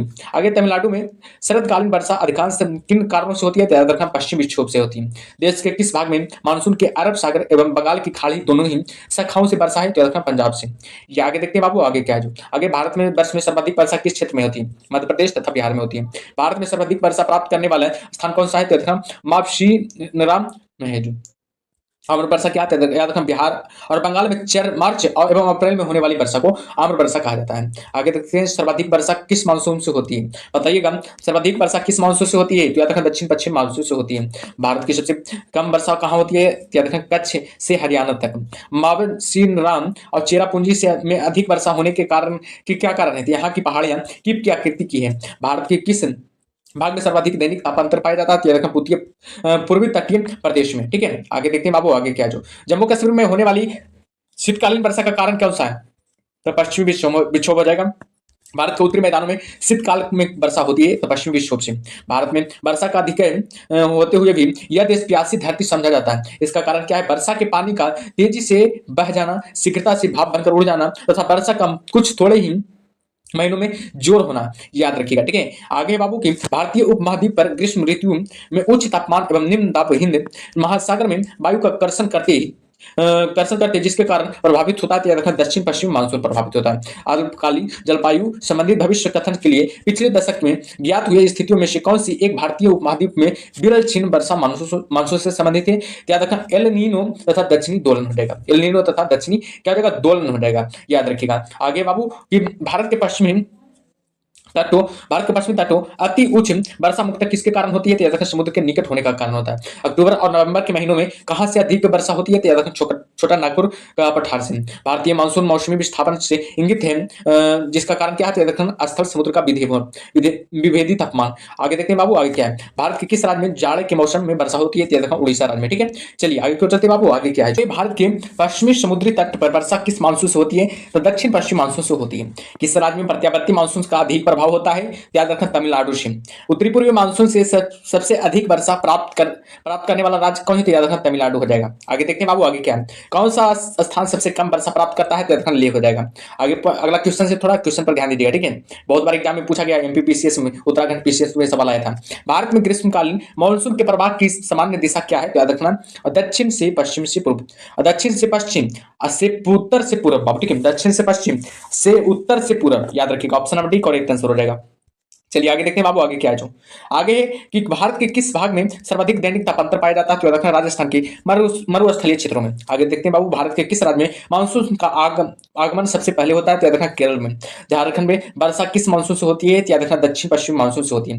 झारखंड में वर्षा किस मानसून से होती है, तो दक्षिण पश्चिमी मानसून से होती है, याद रखिएगा इसको। ठीक है, आगे है कि निम्नलिखित में से किस स्थान पर सबसे कम वार्षिक वर्षा होती है, तो हमेशा रखना लेह में। ठीक है, निम्नलिखित में से किस स्थान पर सबसे कम वार्षिक वर्षा होती है, तो हमेशा रखना लेह में। Option number D correct answer हो गया। चलिए आगे देखते हैं बाबू, अगला क्या है, चेरापूंजी अवस्थित है, बताइएगा चेरापूंजी अवस्थित है कहां, तो याद रखना है मेघालय राज्य में स्थित है। चेरापूंजी कहां स्थित है, याद रखना है चेरापूंजी कहां स्थित है, याद रखना मेघालय राज्य में स्थित है। ऑप्शन नंबर क्या हो जाएगा, सी करेक्ट आंसर हो जाएगा। चलिए आगे देखते हैं बाबू, अगला टॉपिक का नाम है भारत के वन। भारत के वन के बारे में देखेंगे। ठीक है, भारत के वन 11वां टॉपिक है। राष्ट्रीय वन नीति के अनुसार पर्यावरण की दृष्टि से देश के कम से कम कितने प्रतिशत क्षेत्र पर वनों का आवरण आवश्यक है, याद रखना 33% क्षेत्रों पर वनों का आवरण आवश्यक है। आगे बाबू, केंद्र सरकार द्वारा नई वन नीति की घोषणा किस वर्ष की गई थी, याद रखना 1988 में की गई थी। आगे देखते हैं आगे क्या है जो भारतीय वन सर्वेक्षण विभाग का मुख्यालय कहां स्थित है, याद रखना देहरादून में स्थित है। आगे देखते हैं बाबू, आगे क्या है जो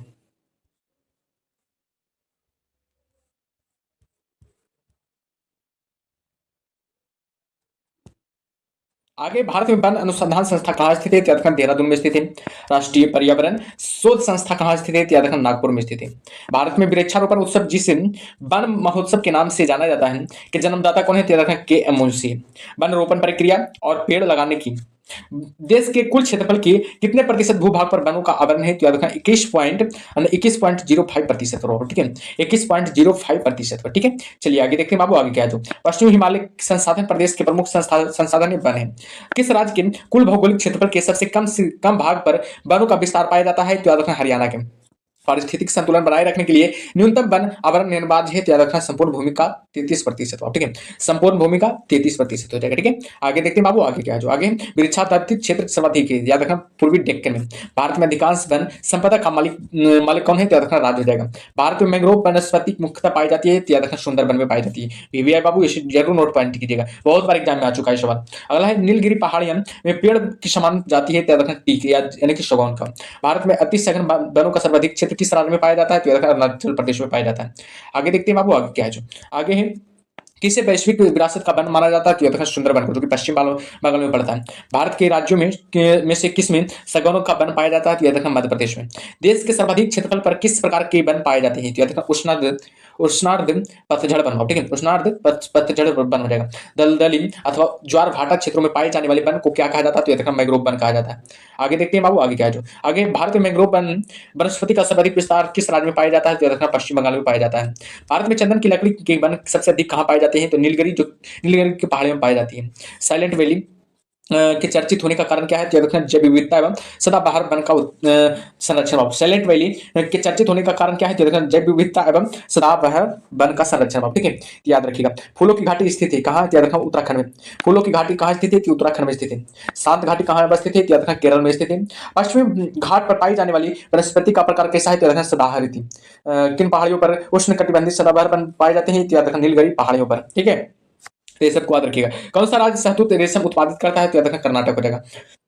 कौन सा राज्य है जो शहतूत रेशम उत्पादित करता है, तो याद रखना कर्नाटक राज्य हो जाएगा, ठीक है। आगे देखते हैं बाबू, गंगा ब्रह्मपुत्र की डेल्टाइन क्षेत्रों में से किस वृक्ष की अधिकता के कारण इसे सुंदरबन कहा जाता है, तो याद रखना सुंदरी के बाबू, ठीक है। भारत में चंदन की लकड़ी के लिए प्रसिद्ध राज्य कौन है, तो याद रखना कर्नाटक हो जाएगा। तेंदुपत्ती का मुख्य उत्पादक राज्य कौन है, तो याद रखना मध्य प्रदेश हो जाएगा। भारत में जैव विविधता के ताप स्थल कौन है, तो याद रखना पूर्वी हिमालय व पश्चिमी घाट हो जाएगा, ठीक है। आगे देखते हैं भोजपत्र वृक्ष मिलता है, तो याद रखना हिमालय में। लीसा प्राप्त होता है, तो याद रखना चीड़ के वृक्ष से, ठीक है। तो चलिए आगे को चलते, आगे क्या है जो आगे सगौन तथा साल किसके उत्पाद हैं, याद रखना उष्ण कटिबंधीय शुष्क पतझड़ी वन के। अगला क्वेश्चन से निम्नलिखित में से किसका सुमेलित नहीं, बताइएगा। निम्नलिखित में से किसका सुमेलित नहीं, सुंदरबन जो कि पश्चिम बंगाल में पड़ता है, भितरकनिका जो कि उड़ीसा में पड़ता है, विचवरम जो कि तमिलनाडु में पड़ता है, वेमदान कर्नाटक में पड़ता है। जी नहीं, option number D correct answer हो जाएगा। जो भी ऑप्शन नंबर डी बता रहे हैं उनका करेक्ट आंसर है, ठीक है। चलिए आगे देखते हैं बाबू, अगला क्वेश्चन क्या है। आगे सामाजिक वानिकी में प्रयुक्त बहुउद्देशीय वृक्ष का एक उदाहरण है कौन, खेजड़ी हो जाएगा। खेजड़ी हो जाएगा, जो भी खेजड़ी लगा रहे हैं बाबू उनका सही है। आगे लंबी जड़ें और नुकीले कांटों अथवा शूल युक्त झाड़ियों और लघु वृक्षों वाले आरक्षित अवरुद्ध वन समान रूप से पाए जाते हैं कहाँ, याद रखना पश्चिमी आंध्र प्रदेश में पाए जाते हैं। याद रखना है पश्चिमी आंध्र प्रदेश में पाए जाते हैं। आगे देखते हैं बाबू, आगे क्या है। आगे भारत में वन महोत्सव कब मनाया जाता है, तो यथार्थ जुलाई के प्रथम सप्ताह में मनाया जाता है।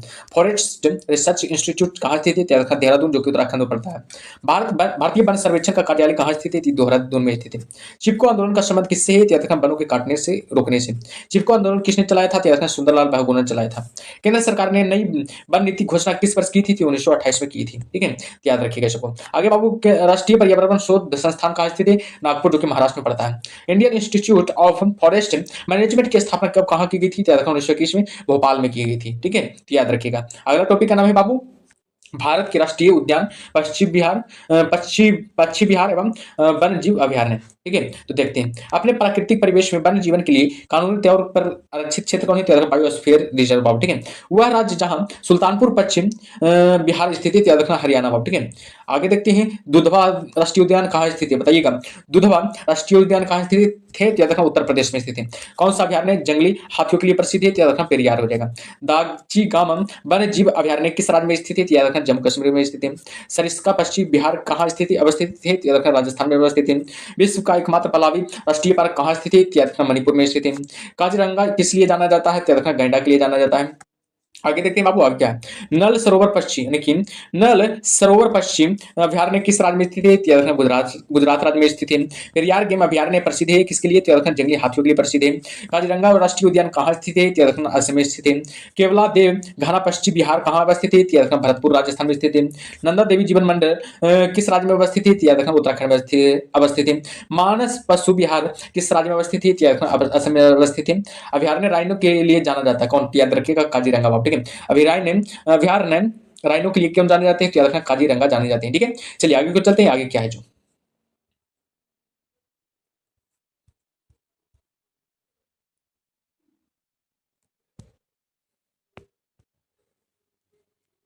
आगे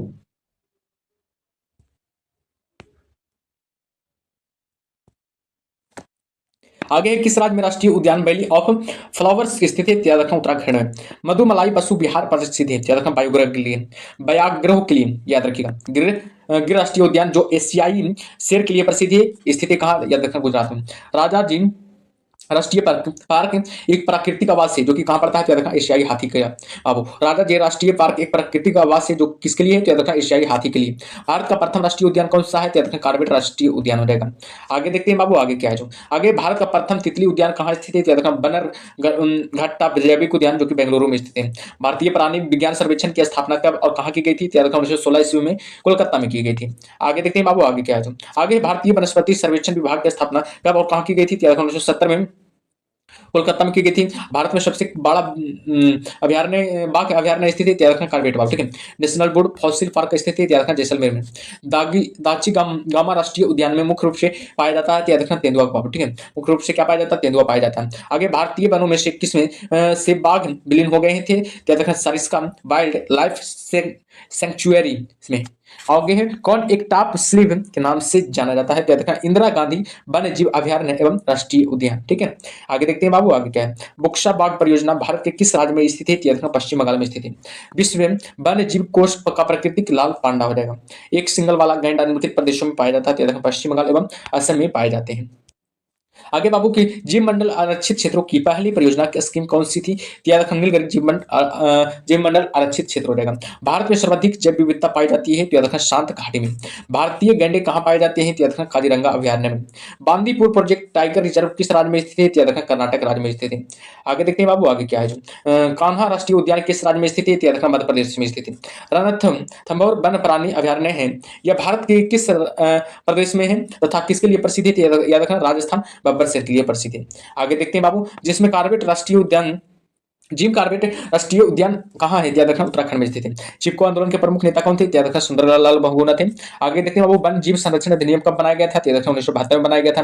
किस राज्य केंद्र शासित प्रदेशों में सबसे ज्यादा वन जीव अभ्यारण्य है? तो याद रखना अंडमान निकोबार द्वीप समूह में। ठीक है। आगे देखते हैं बाबू, कौन सी एक विशाल कृंतक जो पेड़ों के ऊपर रहती है? तो याद रखना भारतीय विशाल गिलहरी हो जाएगा। ठीक है। चलिए आगे को चलते बाबू, अगला टॉपिक का नाम क्या है? याद रखना भारत की मिट्टियां बाबू। ठीक है। अगला टॉपिक का नाम है भारत का मिट्टियां, 13 नंबर टॉपिक है। ठीक है। तो इसको देखते हैं। भारत के सर्वाधिक क्षेत्र पर किस प्रकार की मिट्टी का विस्तार पाया जाता है? तो याद रखना जलोढ़ पर बाबू। ठीक है। पुरानी जलोढ़ मिट्टी को अन्य किस नाम से जाना जाता है? तो याद रखना बांगर के नाम से जाना जाता है।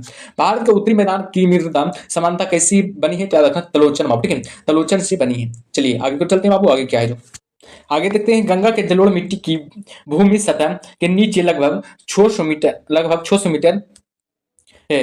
गंगा के मैदानों की पुरानी कछारी मिट्टी कहलाती है जो कि बांगर है। ठीक है। किस प्रकार की मिट्टी के लिए न्यूनतम उर्वरक की आवश्यकता होती है? तो याद रखना लाल मिट्टी के लिए। ठीक है। कौन सी मिट्टी प्रायद्वीपीय भारत में सबसे अधिकतम क्षेत्र पर विस्तृत है? तो याद रखना काली मिट्टी हो जाएगा।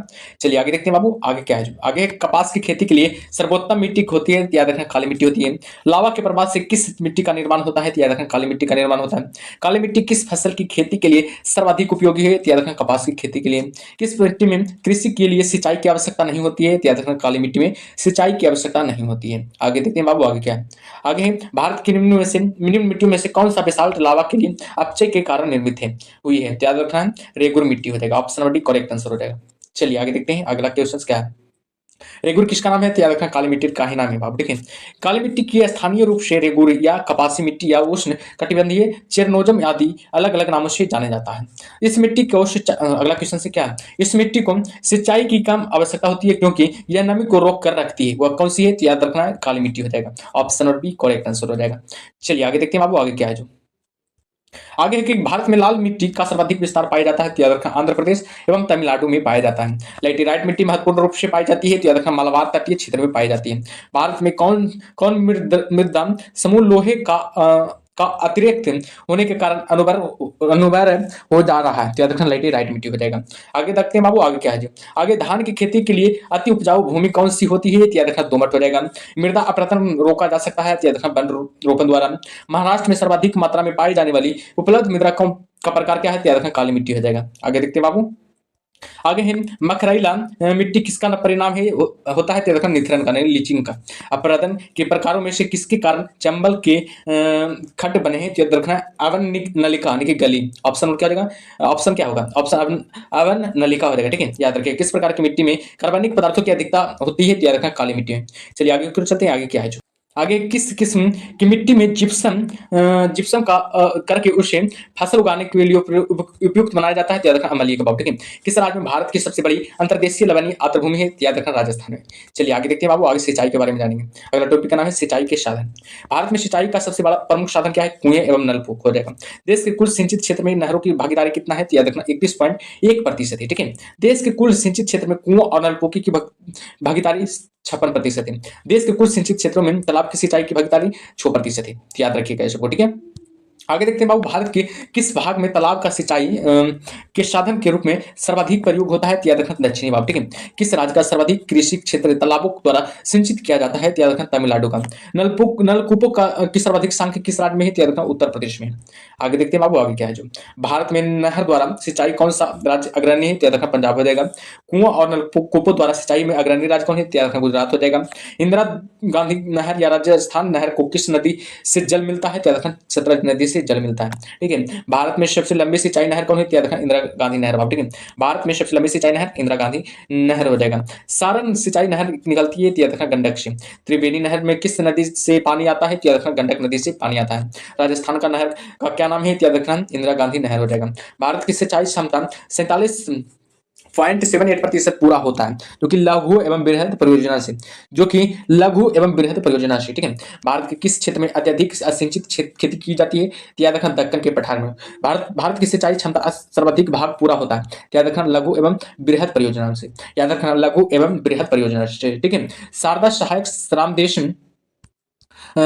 सहायक रामदेश परियोजना के मुख्य लक्ष्य निम्नलिखित में से क्या है। लक्ष्यों के नीचे दिए गए कुछ से सही उत्तर दीजिए। ऑप्शन ए है कि कृषि उत्पादन बढ़ाना। ऑप्शन बी है बहुफसली खेती द्वारा भूमि उपयोगों के प्रारूप को बदलना। और ऑप्शन सी है भू प्रबंधन का सुधार करना। इसका करेक्ट आंसर क्या होगा, तो हमेशा याद रखिएगा इस प्रश्न का करेक्ट आंसर हो जाएगा ऑप्शन नंबर डी बाबू। ठीक है, इनमें से सभी हो जाएगा, याद रखिएगा इनमें से सभी हो जाएगा। ठीक है, चलिए आगे को चलते बाबू, आगे क्या है जो अगला टॉपिक का नाम है कृषि बाबू। ठीक है, अगला टॉपिक का नाम क्या है, कृषि हो जाएगा।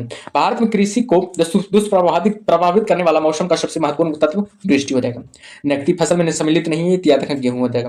भारत का सबसे बड़ा चावल उत्पादक राज्य पश्चिम बंगाल हो जाएगा, तो याद रखिएगा सब जितना बताते हैं जितना को। ठीक है, अगर किस क्षेत्र को भारत का चावल का कटोरा कहा जाता है, तो याद रखना कृष्णा और गोदावरी डेल्टा को। भारत में गेहूं के प्रथम 3 बड़े उत्पादक राज्य कौन है, तो याद रखना उत्तर प्रदेश हो जाएगा, पंजाब हो जाएगा, हरियाणा हो जाएगा, तो याद रखिएगा सबको। ठीक है, आगे बाबू, भारत का सर्वाधिक खाद्यान्न उत्पादन करने वाला राज्य कौन है, तो याद रखना उत्तर प्रदेश हो जाएगा। हरित क्रांति से सर्वाधिक उत्पादन निम्न में से किस खाद्यान्न का हुआ है, तो बताइएगा। हरित क्रांति से सर्वाधिक उत्पादन निम्न में से किस खाद्यान्न का हुआ है, तो हमेशा याद रखिएगा गेहूं का हो जाएगा। ऑप्शन और बी करेक्ट आंसर हो जाएगा। चलिए अगले देखते हैं, अगला क्या है जो सबसे ज्यादा गेहूं कहां पैदा होता है, बताइएगा। सबसे ज्यादा गेहूं कहां पैदा होता है, तो हमेशा याद रखिएगा उत्तर प्रदेश में। ठीक है, उत्तर प्रदेश में सबसे ज्यादा गेहूं पैदा होता है। ऑप्शन नंबर क्या हो जाएगा, करेक्ट आंसर हो जाएगा। चलिए आगे देखते हैं बाबू, आगे क्या है जो आगे भारत में अधिकतम किस कृषि योग्य क्षेत्र घेरने वाली फसल है, तो याद रखना चावल हो जाएगा। उस खाद्य फसल का नाम बताइए जो भारत में सबसे अधिक उपज देती है, तो याद रखना चावल हो जाएगा। भारत का कौन सा राज्य जूट प्रमुख उत्पादक है, तो याद रखना पश्चिम बंगाल हो जाएगा। भारत में सर्वोत्तम चाय कहाँ पैदा होती है, तो याद रखना दार्जिलिंग में होती है। भारत में सबसे ज्यादा चाय किस राज्य में पैदा होता है, तो याद रखना असम में। ठीक है, ये सबको याद रखिएगा। भारत का कॉफी अनुसंधान संस्था कहाँ स्थित है, तो याद रखना कुर्ग में। भारत का सबसे बड़ा गन्ना उत्पादक राज्य कौन है, तो याद रखना यूपी हो जाएगा, जो कि उत्तर प्रदेश कहते हैं। भारत में प्राकृतिक रबर का सबसे अधिक उत्पादन किस राज्य में होता है, तो याद रखना केरल में होता है, तो याद रखिएगा। नीली क्रांति का संबंध किससे है, बताइएगा। नीली क्रांति किससे संबंधित है, तो याद रखना मत्स्य उत्पादन से संबंधित है। किस राज्य को भारत का धान्य भंडार के रूप में से जाना जाता है, तो याद रखना पंजाब को। हरित क्रांति का क्या था, कृषि की आधुनिक विधियों का उपयोग कर प्रति एकड़ फसल की उपज को बढ़ाना। ठीक है, तो याद रखना भारत में हरित क्रांति का जनक किसे माना जाता है, याद रखना डॉक्टर एम एस स्वामीनाथन को। ठीक है, आगे को चलते हैं, आगे क्या है जो आगे भारत का सबसे बड़ा मूंगफली उत्पादक राज्य कौन है, तो याद रखना गुजरात हो जाएगा। भारत का सबसे बड़ा सोयाबीन उत्पादक राज्य कौन है, तो याद रखना मध्य प्रदेश हो जाएगा। काजू का सबसे बड़ा उत्पादक राज्य केरल हो जाएगा। मध्य प्रदेश विशालतम उत्पादक है दालों के लिए, ठीक है। सबसे अधिक मात्रा में केसर मिलता है, तो याद रखना जम्मू कश्मीर से। भारत में रेशम का सबसे अधिक उत्पादन करने वाला राज्य कौन सा है, तो याद रखना कर्नाटक हो जाएगा। आगे देखते हैं बाबू आगे क्या हो जाए। आगे फल का उत्पादन में भारत का विश्व में कौन सा स्थान है, तो याद रखना प्रथम स्थान है। सब्जी उत्पादन में भारत का विश्व में कौन सा स्थान है, तो द्वितीय स्थान है। दुग्ध दुग्ध उत्पादन में भारत का विश्व में कौन सा स्थान है, प्रथम स्थान है। भारत में दूध उत्पादन में अग्रणी राज्य उत्तर प्रदेश हो जाएगा। भारत में ऑपरेशन फ्लड कार्यक्रम का प्रारंभ कब हुआ था, तो याद रखना 1970 में। ये सबको याद रखिएगा, ठीक है। आगे बाबू श्वेत क्रांति संबंधित है किससे, दुग्ध उत्पादन से। ऑपरेशन फ्लड का संबंध किससे, याद रखना दूध उत्पादन से। भारत में श्वेत क्रांति के जनक माने जाते हैं डॉक्टर वी कुरियन को। भारतीय कृषि का इतिहास किसने नहीं लिखा था, ये एम.एस. रंधावा ने, याद रखिएगा। भारतीय कृषि का इतिहास किसने लिखा था, एम.एस. रंधावा ने। चलिए आगे देखते हैं बाबू आगे क्या है। देश में एंग्रो इकोलॉजी क्षेत्र है, बताइएगा कितने हैं, तो याद रखना है ऑप्शन नंबर डी हो जाएगा, 20 हो जाएगा। 20 में एंग्रो इकोलॉजी क्षेत्र कितने, तो याद रखना 20 हो जाएगा। चलिए आगे देखते हैं बाबू आगे क्या है। देश का पहला कृषि विश्वविद्यालय कौन है, तो याद रखना GBPAU पंतनगर बाबू, ठीक है, पंतनगर हो जाएगा। हरित क्रांति से गहरा संबंध रखा है कौन, याद रखना डॉक्टर स्वामीनाथन का, ठीक है। आगे देखते हैं बाबू आगे क्या है। भारत में सोयाबीन का सबसे अधिक उत्पादन किस राज्य में होता है, तो हमेशा याद रखिएगा भारत में सोयाबीन का उत्पादन किस राज्य में होता है, याद रखिएगा option number C correct answer हो जाएगा। याद रखिएगा ऑप्शन नंबर क्या हो जाएगा, सी करेक्ट आंसर हो जाएगा। जो भी ऑप्शन नंबर सी लगाने बाबू उनका करेक्ट आंसर है, ठीक है, एमपी हो जाएगा। चलिए आगे चलते हैं बाबू आगे क्या है जो आगे। गुलाबी क्रांति किससे संबंधित है, बताइएगा। गुलाबी क्रांति किससे संबंधित है, तो याद रखना झींगा उत्पादन से।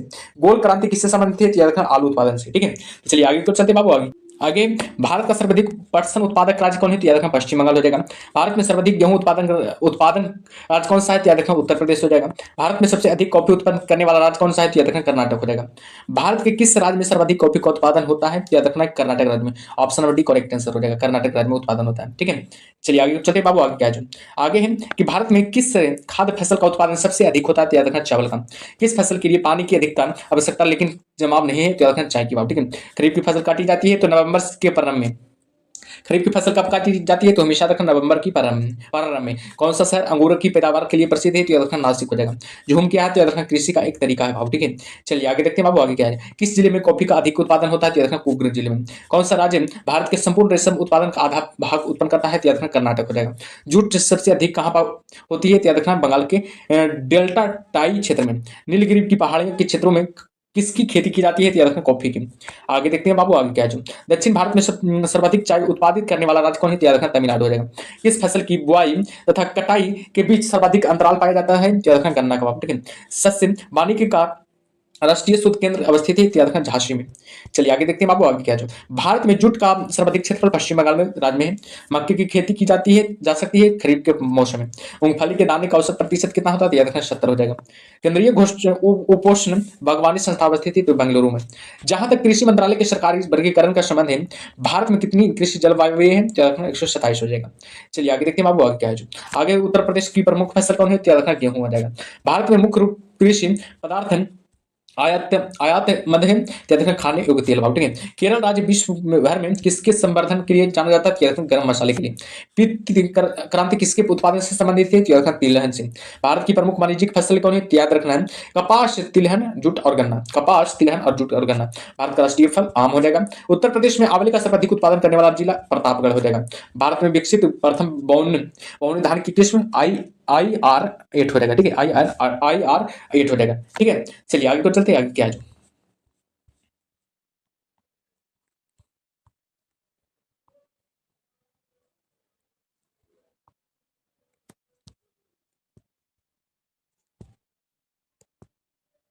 आगे भारतवर्ष में चावल की खेती उन क्षेत्रों में होती है जहां वार्षिक वर्षा 100 सेंटीमीटर से अधिक है।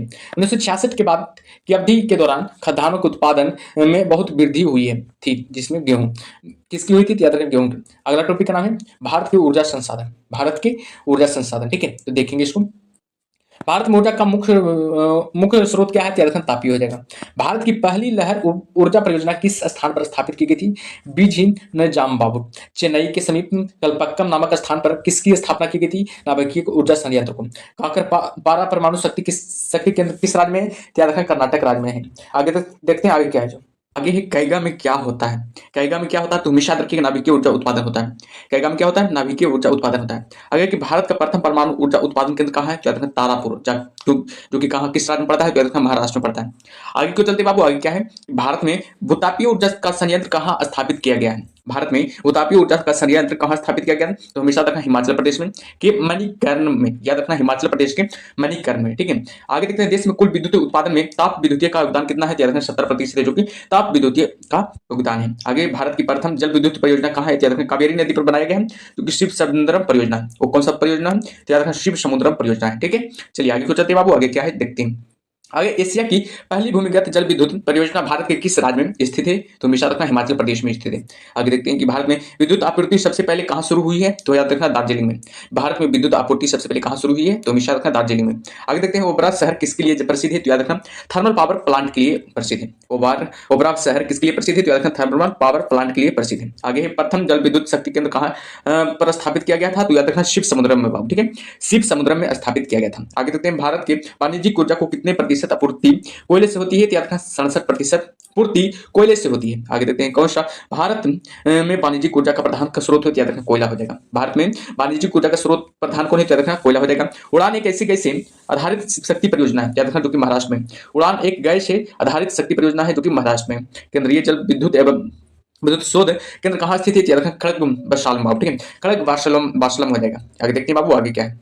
आगे है भारत में सबसे ज्यादा ताप विद्युत उत्पन्न करने वाला राज्य कौन है, तो याद रखना महाराष्ट्र हो जाएगा। भारत में सबसे ज्यादा ताप विद्युत उत्पन्न करने वाला राज्य कौन सा है, तो हमेशा रखिएगा महाराष्ट्र हो जाएगा। अगला टॉपिक देखते हैं बाबू, अगला टॉपिक का नाम है खनिज। ध्यान दीजिएगा, अगला टॉपिक का नाम क्या है, खनिज है, तो खनिज को पढ़िएगा, ठीक है। अगला है कि भारतीय खनिज पदार्थों का भंडार गृह कहलाता है, तो याद रखना छोटा नागपुर का पठार। याद रखिएगा भारतीय खनिज पदार्थों का भंडार गृह कौन कहलाता है, तो याद रखना छोटा नागपुर का पठार कहलाता है। आगे की कहां से आगे है कि कहां से उत्तम किस्म के लौह अयस्क की प्राप्ति होती है, याद रखना बेलाडीला से। बेलाडीला से बाबू याद रखना उत्तम प्रकार की लौह अयस्क की प्राप्ति होता है, तो हमेशा याद रखिएगा, ठीक है। आगे देखते हैं बाबू कि केंद्र मुख्य लौह खनिज परियोजना किस राज्य में स्थित है, याद रखना कर्नाटक राज्य में स्थित है। कर्नाटक राज्य में स्थित बाबा बुंदन की पहाड़ियां किस खनिज के उत्खनन के लिए प्रसिद्ध है, याद रखना लौह अयस्क खनिज के लिए, हमेशा याद रखिएगा लौह अयस्क खनिज के लिए, ठीक है। आगे देखते हैं बाबू भारत में सर्वाधिक लोहा उत्पादन करने वाला राज्य कौन है, याद रखना छत्तीसगढ़ है, जो कि भारत में सर्वाधिक लोहा उत्पादन करने वाला राज्य है। आगे देखते हैं बाबू, आगे क्या है। आगे है कि भारत में पाए जाने वाला अधिकांश लौह अयस्क किस प्रकार का होता है, तो याद रखना हेमेटाइट प्रकार का होता है, याद रखिएगा हेमेटाइट प्रकार का होता है, ठीक है। चलिए आगे को चलते बाबू, आगे क्या है जो आगे कि भारत में बॉक्साइट का सबसे बड़ा उत्पादक राज्य कौन है, तो याद रखना उड़ीसा हो जाएगा, जो कि बॉक्साइट का सबसे बड़ा उत्पादक राज्य है। जिप्सम प्रचुर मात्रा में कहां उपलब्ध है, तो याद रखना राजस्थान में जिप्सम प्रचुर मात्रा में उपलब्ध है। आगे है कि कौन सा राज्य भारत में मैग्नीज का सर्वाधिक उत्पादन करता है, तो याद रखना मध्य प्रदेश है, जो कि भारत में मैग्नीज का सबसे अधिक उत्पादन करता है। कोडरमा किस खनिज के उत्खनन के लिए प्रसिद्ध है, तो याद रखना अभ्रक के लिए। आगे देखते हैं बाबू अभ्रक के उत्पादन में भारत का विश्व में कौन सा स्थान है, तो याद रखना प्रथम स्थान है, जो कि अभ्रक के उत्पादन में भारत का विश्व में कौन सा स्थान, तो याद रखना प्रथम स्थान हो जाएगा। चलिए आगे को चलते हैं बाबू, क्या है। भारत में सर्वोत्तम श्रेणी का संगमरमर किस स्थान में पाया जाता है, तो दक्षिण मकराना में पाया जाता है। गुजरात में बड़ोदरा क्षेत्र की मोतीपुरा खान से कौन सा पत्थर निकाला जाता है, तो दक्षिण सफेद संगमरमर निकाला जाता है। पन्ना मध्य प्रदेश में एक बहुत महत्वपूर्ण स्थान है, यह किस खदान के लिए प्रसिद्ध है, तो दक्षिण हीरा के लिए प्रसिद्ध है, हमेशा रखिएगा हीरा के लिए प्रसिद्ध है बाबू, ठीक है। आगे देखते हैं सोने की सर्वाधिक मात्रा उत्पादित करने वाला राज्य कौन सा है, तो कर्नाटक हो जाएगा, जो कि सोना की सर्वाधिक मात्रा उत्पादित करने वाला राज्य है। कोलार स्वर्ण खदान किस राज्य में स्थित है, तो कर्नाटक राज्य में स्थित है। भारत के किस राज्य में विश्व का सबसे बड़ा थोरियम का भंडार है, याद रखना केरल में, हमेशा याद रखिएगा केरल में विश्व का सबसे बड़ा थोरियम भंडार है, ठीक है। आगे देखते हैं बाबू, आगे क्या है कि कौन सा एक राज्य में भारत में अभ्रक का सबसे प्रमुख उत्पादक है, झारखंड है, जो कि अभ्रक का सबसे प्रमुख उत्पादक है, ठीक है। किस आणविक खनिज के संचित भंडार की दृष्टि से भारत विश्व में प्रथम स्थान रखता है, तो याद रखना थोरियम के बाबू, ठीक है, याद रखना हमेशा थोरियम के, ठीक है। चलिए आगे देखते हैं बाबू टंगस्टन उत्पादन के लिए प्रसिद्ध डेगान खान किस राज्य में स्थित है, याद रखना राजस्थान में स्थित है। देश के कुल कोयला उत्पादन में झारखंड की भागीदारी कितना है, तो याद रखना 40% है। झारखंड में कोयले की खान की स्थिति है, याद रखना झरिया बाबू, याद रखना झारखंड में कोयले की खान स्थिति है। पश्चिम बंगाल में रानीगंज का संबंध है, याद रखना कोयले क्षेत्रों से। पश्चिम बंगाल में रानीगंज का संबंध किससे है, याद रखना कोयला क्षेत्र से संबंध है, ठीक है। आगे देखते हैं बाबू कोयला क्षेत्रों में किसके कोयला भंडार सर्वाधिक है, याद रखना झरिया का। किसके कोयला भंडार सर्वाधिक है, याद रखना झरिया का। भारत में सर्वाधिक कोयला भंडार पाए जाते हैं, याद रखना झारखंड में। भारत में सर्वाधिक कोयला भंडार पाए जाते हैं कहां से, जो हमेशा रखिएगा झारखंड से। सबसे बढ़िया कोयले कारी कोयला प्राप्त किया जाता है, तो याद रखना झरिया से। भारत में खनिज तेल के भंडार मुख्यतः किस प्रकार की चट्टानों में पाए जाते हैं, तो हमेशा रखिएगा अवसादी चट्टानों में, ठीक है। अवसादी चट्टानों में खनिज तेल के भंडार मुख्यतः पाए जाते हैं। ठीक है, आगे देखते हैं बाबू, आगे क्या है कि भारत में खनिज तेल का उत्पादन सर्वप्रथम प्रारंभ किया गया था तथा डिगबोई में। तेल एवं एवं प्राकृतिक गैस आयोग यानी ONGC की स्थापना कब हुई थी? 1956 ईस्वी में। ठीक है, ये सबको याद रखिएगा। बॉम्बे हाई संबंधित किससे? अपतट तटीय जल क्षेत्र से। विश्व का सर्वोत्तम किस्म का अभ्रक प्राप्त है हजारीबाग से। भारत में ताम्र स्वर्ण लौह कोयला किस वर्ग के स्थानों से क्रमबद्ध है? क्षेत्रीय कोला केंद्र मुख्य झरिया से। ठीक है, चलिए आगे देखते हैं बाबू, आगे क्या है। भारत की सबसे महत्वपूर्ण यूरेनियम खान कहाँ स्थित है? जादू गोड़ा में। भारत में टीन का अग्रणी उत्पादक है? झारखंड हो जाएगा। सिंह भूमि किसकी मनसी भूमि किसके लिए प्रसिद्ध है? तो याद रखना तांबा के लिए प्रसिद्ध है। भारत का वह राज्य कौन सा है जो गंधक के उत्पादन में आगे है? तो याद रखना महाराष्ट्र हो जाएगा। भारत का वह राज्य कौन सा है जो गंधक के उत्पादन में आगे है? तो याद रखना महाराष्ट्र हो जाएगा। आगे देखते हैं भारत का डायनामाइट लिमिटेड केंद्र कहाँ स्थित है? तो याद रखना हैदराबाद में। तो हमेशा याद रखिएगा भारत का डायनामाइट लिमिटेड केंद्र कहाँ स्थित है? तो याद रखना हैदराबाद में स्थित है। ठीक है, चलिए आगे चलते हैं, आगे क्या है जो आगे है कि भारत का सबसे महत्वपूर्ण खनिज युक्त रॉक तंत्र कौन है? तो बताइएगा, इसका करेक्ट आंसर क्या होगा? ऑप्शन बी बाबू, धारा बाड़ा हो जाएगा। ठीक है, धारा बाड़ा हो जाएगा। ठीक है, चलिए आगे देखते हैं बाबू, आगे क्या है। विंध्य शैली विंध्य शैलों में जिसके बृहद भंडार पाए जाते हैं वह है चुना पत्थर का। भारत में निम्न में से किस भाग में खनिज संसाधनों के सबसे बड़े भंडार हैं? तो हमेशा रखिएगा दक्षिण पूर्व में, हमेशा रखिएगा दक्षिण पूर्व में। Option number D correct answer हो गया। ठीक है, चलिए अगला क्वेश्चन पे चलते हैं। अगला क्वेश्चन से भारत के निम्नलिखित में भौमिकीय शैल क्रमों में से किसमें लौह अयस्क का समृद्ध भंडार पाया जाता है? तो हमेशा रखिएगा धारावाड़ा क्रम में। ठीक है, option number D correct answer हो जाएगा। चलिए अगले प्रश्न चलते हैं बाबू। अगला प्रश्न क्या है? बेलाडीला खान किस खनिज से संबंधित है? तो हमेशा रखिएगा लौह अयस्क से संबंधित है। Option number D correct answer हो जाएगा। चलिए अगला प्रश्न चलते हैं। अगला प्रश्न कि भारत के निम्नलिखित राज्यों में से कौन सा अभ्रक का सबसे बड़ा उत्पादक राज्य है? तो हमेशा याद रखिएगा इस प्रश्न का करेक्ट आंसर क्या होगा? सभी बताइएगा। इस प्रश्न का करेक्ट आंसर हो जाएगा आंध्र प्रदेश ने, एपी हो जाएगा। ठीक है, एपी हो जाएगा, ए से आंध्र प्रदेश, ए से आंसर हो गया। ठीक है, ये नंबर ऑप्शन करेक्ट आंसर हो जाएगा। ठीक है, चलिए आगे देखते हैं बाबू, आगे क्या है जो आगे है कि ज्ञान की बातें हैं कि आंध्र प्रदेश के संपूर्ण अभ्रक उत्पादन नेल्लोर जिले से में होता है। याद रखिएगा, आंध्र प्रदेश के संपूर्ण अभ्रक उत्पादन कहां से होता है? तो नेल्लोर जिले से होता है। अतः आंध्र प्रदेश के विभाजन के बाद इसके अभ्रक उत्पादन की मात्रा पर कोई प्रभाव नहीं पड़ा, क्योंकि नेल्लोर जिला विभाजित आंध्र प्रदेश का ही भाग है। याद रखिएगा, नेल्लोर जिला आंध्र प्रदेश क्या है? भाग है। आगे बेला जिला किसके लिए प्रसिद्ध है? तो लौह स्केल के लिए प्रसिद्ध है। और खेतड़ी किसके लिए प्रसिद्ध है? तो तांबा के लिए प्रसिद्ध है। ये दोनों बहुत इंपॉर्टेंट है बाबू, एग्जाम में बहुत बार आ चुका है इससे सवाल। ठीक है, ये सबको ध्यान दीजिएगा। चलिए आगे चलते हैं, आगे क्या है जो आगे की कौन सा भारतीय राज्य कोयले की बड़ी बड़ी खानों के लिए मशहूर है? तो याद रखना झारखंड हो जाएगा। ठीक है, आगे देखते हैं भारत के सर्वाधिक कोयला भंडार कहां पाए जाते हैं? तो हमेशा याद रखिए झारखंड में पाए जाते हैं। भारत का सर्वाधिक कोयला भंडार कहां पाए जाते हैं? झारखंड में पाए जाते हैं। Option number B correct answer हो जाएगा। चलिए आगे देखते हैं बाबू, आगे क्या है जो आगे है कि हाल ही में आंध्र प्रदेश तुमालापल्ली किस सर्वाधिक निक्षेप के लिए विश्व के नक्शे में आगे हैं? यूरेनियम निक्षेप में बाबू। ठीक है, भारत में अंकलेश्वर किसके उत्पादन के लिए जाना जाता है? तो याद रखना पेट्रोलियम के लिए जाना जाता है। किस जिले में हाल ही में हीरा युक्त किम्बरलाइट के बृहद भंडार पाए जाते हैं? तो रखना रायपुर में। ठीक है, जो कि छत्तीसगढ़ में पड़ता है। जादू गोड़ा किसके लिए प्रसिद्ध है? तो रखना यूरेनियम के लिए प्रसिद्ध है। ठीक है, आगे देखते हैं बाबू, कोयला के 3 अग्रणी उत्पादक अवरोही क्रम में है। याद रखिएगा, पहला हो जाएगा झारखंड हो जाएगा, दूसरा छत्तीसगढ़ आता है, तीसरा उड़ीसा आ जाता है। ठीक है, आगे बाबू छोटा नागपुर का पठार जिस संसाधन में समृद्ध है हुआ है खनिज बाबू। ठीक है, खनिज संसाधनों का सर्वाधिक संपन्न राज्य कौन है? तो कर्नाटक हो जाएगा। यूरेनियम के विशाल निक्षेप हाल ही में पाए गए हैं, तो आंध्र प्रदेश में। ठीक है, चलिए आगे देखते हैं बाबू, आगे क्या है? आगे है किसको भूरा कोयला कहा जाता है? तो लिग्नाइट को भूरा कोयला कहा जाता है। भारत के किस भाग में खनिज संसाधनों के सबसे बड़े भंडार है? तो दक्षिण पूर्व में हो जाएगा। ठीक है, चलिए आगे देखते हैं, आगे क्या है? आगे बाबू कि नाम चीक या नामफुक कोयला क्षेत्र किस राज्य में अवस्थित है? याद रखना अरुणाचल प्रदेश में अवस्थित है। ये सबको याद रखिएगा। ठीक है, अगला टॉपिक का नाम है उद्योग। अब अगला टॉपिक क्या है? उद्योग हो जाएगा। ठीक है, देखते हैं आधुनिक लौह इस्पात उद्योग का वास्तविक प्रारंभ किस स्थान पर स्थापित कारखाने के साथ हुआ है? कुल्टीम बाबू। ठीक है, कुल्टीम हो जाएगा। दुर्गापुर लौह इस्पात संयंत्र किस देश के सहयोग से स्थापित किया गया है? ब्रिटेन के सहयोग से स्थापित किया गया है। ठीक है, चलिए आगे देखते हैं बाबू, कौन सा स्टील संयंत्र भारत में 1965 में पश्चिम जर्मनी के सहयोग से शुरू हुआ था? क्या रखना? राउरकेला स्टील संयंत्र, जो कि पश्चिम जर्मनी के सहयोग से शुरू हुआ था। कब हुआ था? 1965 ईस्वी। ठीक है, चलिए आगे देखते हैं बाबू, आगे क्या है? आगे है भिलाई संयंत्र किसकी मदद से स्थापित किया गया है? तो रूस की मदद से स्थापित किया गया। आगे वह कौन सा रेल मार्ग है जिस पर सर्वाधिक इस्पात कारखाने स्थित है? मुंबई हावड़ा वाया रायपुर बाबू। ठीक है, भारत में किस उद्योग में सर्वाधिक लोग कार्यरत थे? तो कपड़ा उद्योग में। विभाजन के कारण भारत का कौन सा उद्योग बुरी तरह प्रभावित हुआ था? तो जूट तथा रुई उद्योग हो जाएगा। ठीक है, चलिए आगे देखते हैं बाबू, आगे है कि देशों में आधुनिक तकनीक पर आधारित ऊनी कपड़े का प्रथम कारखाना कानपुर में लाल इमली के नाम से स्थापित किया गया था। इसकी स्थापना कब हुई थी? याद रखना 1894 ईस्वी में हुआ था। देश में रेशम उद्योग का सर्वाधिक स्थानीयकरण किस राज्य में हुआ था? तो रखना कर्नाटक में हुआ था। ठीक है, चलिए आगे चलते हैं बाबू, आगे क्या है? जो आगे की स्टेनलेस स्टील मिश्र धातु है किसके? लोहा एवं क्रोमियम की। Option number C correct answer हो गया। ठीक है, छत्तीसगढ़ के कोरबा का महत्व का महत्व क्या है बताइएगा। छत्तीसगढ़ में कोरबा का महत्व है किसके लिए, तो एल्यूमिनियम के कारण। अब देखिए ऑप्शन नंबर क्या होगा, करेक्ट आंसर हो जाएगा। चलिए अगले प्रश्न, चलिए आगे आगे देखते हैं आगे क्या है। आगे बाबू कि भारत में सीमेंट उत्पादन में अग्रणी राज्य कौन है, तो राजस्थान है, जो कि सीमेंट उत्पादन में अग्रणी राज्य माना जाता है। भारत पंजाब में कौन सा स्थान हौजरी उद्योग के लिए प्रसिद्ध है, तो लुधियाना हो जाएगा, जो कि हौजरी उद्योग के लिए प्रसिद्ध है। भारत में सीमेंट संयंत्र 1904 में कहाँ स्थापित किया गया था, तो चेन्नई में स्थापित किया गया था। आगे बाबू कि भारत में उर्वरक संयंत्र 1906 में कहाँ स्थापित किया गया था, तो रानीपेट में स्थापित किया गया था। ठीक है, आगे देखते हैं किस राज्य में पेट्रो रसायन उद्योग के लिए आदर्श रसायन पाई जाती है, तो गुजरात में।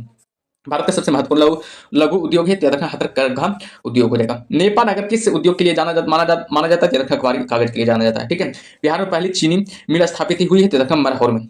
बिहार में पहली चीनी मिल स्थापित कहाँ होती है, यह हुआ है तो मरहौर में। ठीक है, आगे देखते हैं बाबू आगे क्या है। जो आगे कपास उद्योग की जिन कच्चे माल पर आश्रित होते हैं वे हैं हरास मूलक हो जाएगा। बिहार में तेल शोधक कारखाना है, बरौनी में बिहार में तेल शोधक कारखाना है।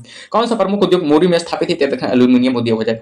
भारत में प्रथम सूती कपड़े का कारखाना कहाँ स्थापित हुआ था, मुंबई में स्थापित हुआ था। ठीक है, आगे देखते हैं बाबू आगे है कि प्रथम तेल परिष्करण संयंत्र कहाँ स्थापित किया गया है, डिगबोई में स्थापित किया गया है। पर सबसे बड़ा तेल शोधक कारखाना कहाँ है, जामनगर में है। टिस्को संयंत्र किसके नजदीक स्थित है, टाटा नगर के नजदीक है। भारत में रेल के डिब्बे कहाँ बनाए जाते हैं, वाराणसी और पेरम्बुरम में। ठीक है, वाराणसी और पेरम्बुरम में बनाए जाते हैं, तो हमेशा याद रखिएगा भारत में रेल का डिब्बे कहाँ बनाए जाते हैं, वाराणसी एवं पेरम्बुरम में। ठीक है, आगे देखते हैं बाबू वे दो राज्य कौन से हैं जहां यात्री रेल डिब्बों का बड़ी मात्रा में निर्माण होता है, पंजाब और तमिलनाडु हो जाएगा। उत्तर प्रदेश में दियाल सलाई उद्योग का प्रमुख केंद्र कहाँ है, बरेली हो जाएगा। झारखंड में आयरन और स्टील संयंत्र है, बोकारो में। भारत में रासायनिक उर्वरकों के दो बड़े उपभोक्ता हैं, पंजाब एवं हरियाणा हो जाएगा। बिहार के उद्योग का कमिश्नर दफ्तर कहाँ स्थित है, याद रखना पटना में। ठीक है, आगे देखते हैं बाबू कि भारत के किस राज्य को चीनी का कटोरा कहा जाता है, उत्तर प्रदेश को भारत के चीनी का कटोरा कहा जाता है। सरकरा फैक्ट्रियों की अधिकतम संख्या कहां पर है, तो उत्तर प्रदेश में। भारतीय जूट उद्योग के लिए एक प्रमुख प्रतिद्वंदी कौन है, तो बांग्लादेश हो जाएगा। केंद्रीय चर्म अनुसंधान संस्था कहां स्थित है, तो चेन्नई में स्थित है। ये सबको याद रखिएगा। ठीक है, चलिए आगे चलते हैं, आगे क्या है। जो आगे बाबू की कौन सा राज्य चीनी का प्रमुख उत्पादक है, याद रखना महाराष्ट्र हो जाएगा। महाराष्ट्र राज्य है जो कि चीनी का प्रमुख उत्पादक है। ठीक है, चमड़ा उद्योग में पौधे से प्राप्त होने वाले किस चीज का प्रयोग किया जाता है, याद रखना टैनिन का प्रयोग किया जाता है। ठीक है, अगला टॉपिक का नाम है परिवहन व्यवस्था। बाबू अगला टॉपिक का क्या नाम है, परिवहन व्यवस्था। तो इसको देखते हैं। विश्व की विशालतम सड़क प्रणालियों में भारत का स्थान क्या है, याद रखना द्वितीय हो जाएगा। किस राज्य में राष्ट्रीय राजमार्गों का सबसे बड़ा तंत्र विद्यमान है, याद रखना उत्तर प्रदेश में। भारत में प्रथम रेल लाइन किसके शासनकाल में बिछाई गई थी, याद रखना लॉर्ड डलहौजी के शासनकाल में बिछाई गई थी। ठीक है, चलिए आगे देखते हैं कि भारतीय रेलवे की सर्वप्रथम रेलगाड़ी गवर्नर जनरल लॉर्ड डलहौजी के शासनकाल में बोरी बंदर यानी कि मुंबई छत्रपति शिवाजी टर्मिनस से थाने तक भी चली। कब, 16 अप्रैल 1853 को। भारत का सबसे लंबा रेलवे प्लेटफॉर्म कहाँ है, याद रखना गोरखपुर में। कोंकण रेलवे जोड़ती है, याद रखना रोहा मंगलूर को। तो हमेशा याद रखिए कोंकण रेलवे जोड़ती है किसको, रोहा और मंगलुरु को। काराकोरम राजमार्ग किन्हें जोड़ता है, तो पाकिस्तान और अफगानिस्तान को। काराकोरम राजमार्ग किन्हें जोड़ता है, तो पाकिस्तान और अफगानिस्तान को जोड़ता है। ठीक है, आगे देखते हैं बाबू कि किसके शासक को ग्रांड ट्रंक रोड के निर्माण का श्रेय दिया जाता है, याद रखना शेरशाह सूरी के शासन को। ठीक है, चलिए आगे देखते हैं बाबू आगे क्या है। जो विश्व में भारतीय रेलवे नेटवर्क की स्थिति दूसरी है। शेरशाह द्वारा निर्मित ग्रैंड ट्रंक रोड पंजाब को किसके साथ जोड़ती है, तो याद रखना पश्चिम बंगाल के साथ जोड़ती है। ठीक है, उत्तर दक्षिण तथा पूर्वी पश्चिम गलियारा मिलते हैं किससे, याद रखना झांसी से मिलते हैं। तो भारतीय रेल को कितने क्षेत्रों में विभक्त किया गया है, याद रखना 17 जोन में यानी कि जोन में विभक्त किया गया है। ठीक है, चलिए आगे देखते हैं बाबू दक्षिण पश्चिम रेलवे का मुख्यालय कहे, याद रखना हुबली में। पूर्व मध्य रेलवे का मुख्यालय कहां पर है स्थित है, याद रखना हाजीपुर में। हाजीपुर में बाबू भारत में प्रथम विद्युत ट्रेन कब चली थी, याद रखना 1925 में भारत में प्रथम विद्युत ट्रेन चली थी। भारत की प्रथम विद्युत संचालित रेलगाड़ी थी, याद रखना डक्कन क्वीन। बाबू ठीक है, डक्कन क्वीन भारत की प्रथम विद्युत संचालित रेलगाड़ी थी, याद रखिएगा। ठीक है, चलिए आगे देखते हैं बाबू आगे क्या है। भारत के किन नगरों में 2 रेलवे जोन का मुख्यालय है, याद रखना मुंबई हो जाएगा और कोलकाता में दो रेलवे जोन का मुख्यालय। इंडियन एयरलाइंस का मुख्यालय कहां पर स्थित है, याद रखना दिल्ली में है। एयर इंडियंस का मुख्यालय कहां है स्थित है, याद रखना मुंबई में हो जाएगा। नेताजी सुभाष चंद्र बोस अंतरराष्ट्रीय हवाई अड्डा कहां पर है, याद रखना कोलकाता में है। भारत में कितने मुख्य बंदरगाह है बताइएगा। भारत में कितने मुख्य बंदरगाह है, याद रखना 13 मुख्य बंदरगाह हो जाएगा। भारत में कितने मुख्य बंदरगाह हो जाएगा, 13 मुख्य बंदरगाह हो जाएगा। ठीक है, भारत की तट रेखा पर अच्छे पोताश्रय की कमी क्यों है, याद रखना तट रेखा पर है सीधी और सपाटा है। किस बंदरगाह को भारत का प्रवेश द्वार कहा जाता है, याद रखना मुंबई को भारत का प्रवेश द्वार कहा जाता है। ठीक है, तो याद रखिएगा भारत का सबसे बड़ा बंदरगाह कौन सा है, याद रखना मुंबई भारत का सबसे बड़ा बंदरगाह है। प्रायद्वीप बंदरगाह किस राज्य में स्थित है, याद रखना ओडिशा राज्य में स्थित है। भारत का सबसे गहरा तथा स्थलबद्ध सुरक्षित बंदरगाह कौन सा है, याद रखना विशाखापट्टनम हो जाएगा। भारत का कृत्रिम बंदरगाह कौन है, याद रखना चेन्नई हो जाएगा, जो कि भारत का कृत्रिम बंदरगाह है। ठीक है, याद रखिएगा।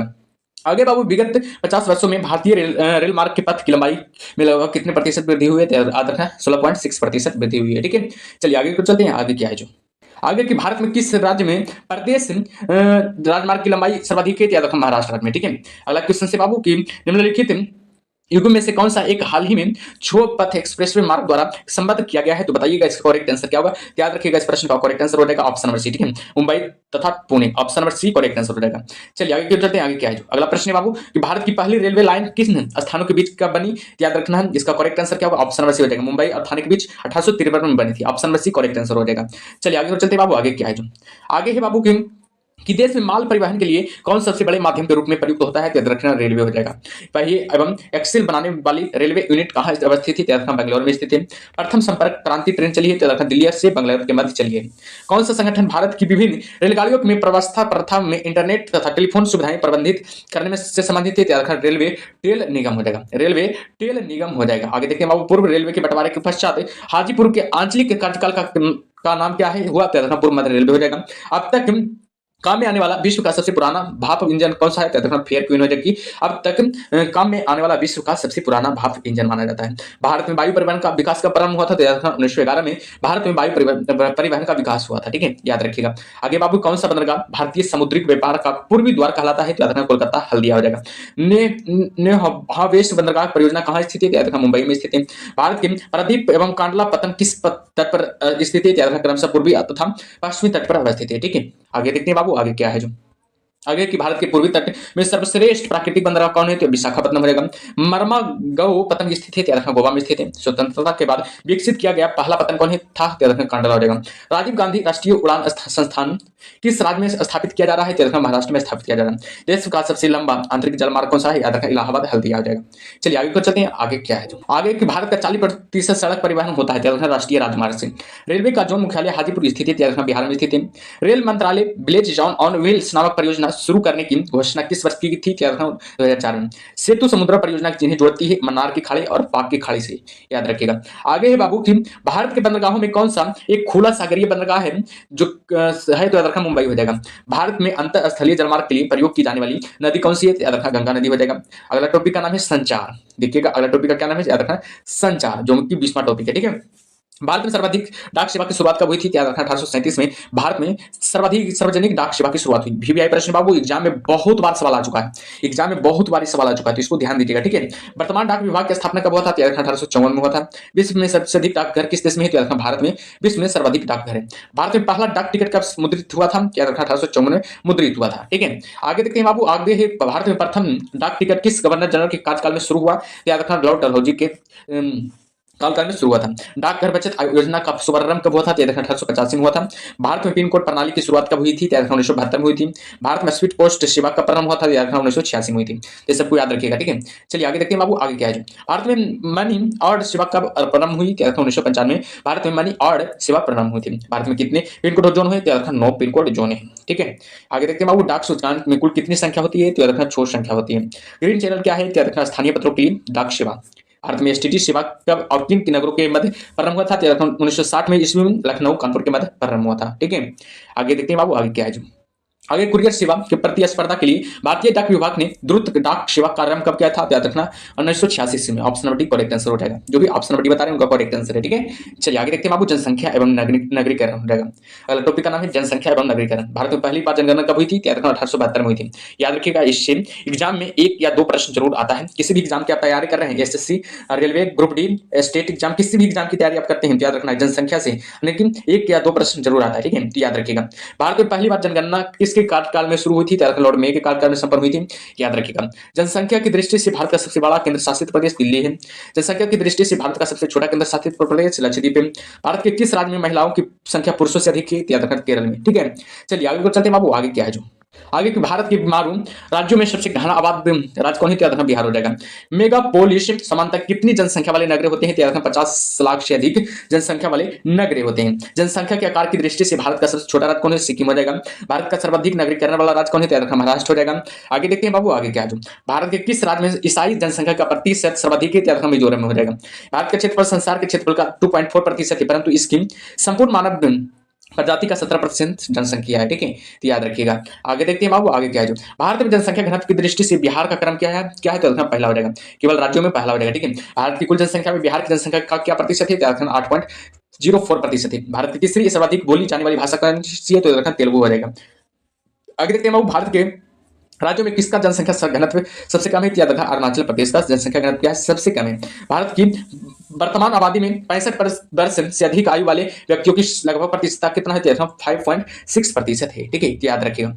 चलिए आगे चलते हैं, आगे क्या है जो आगे बाबू, भारत राष्ट्रीय जनसंख्या नीति 2000 के अनुसार किस एक वर्ष तक जनसंख्या स्थिरता प्राप्त करने का हमारा दीर्घावधि लक्ष्य 2045 तक, किस वर्ष को भारतीय जनसंख्या के इतिहास के महान विभाजक वर्ष कहा जाता है, 2019 को।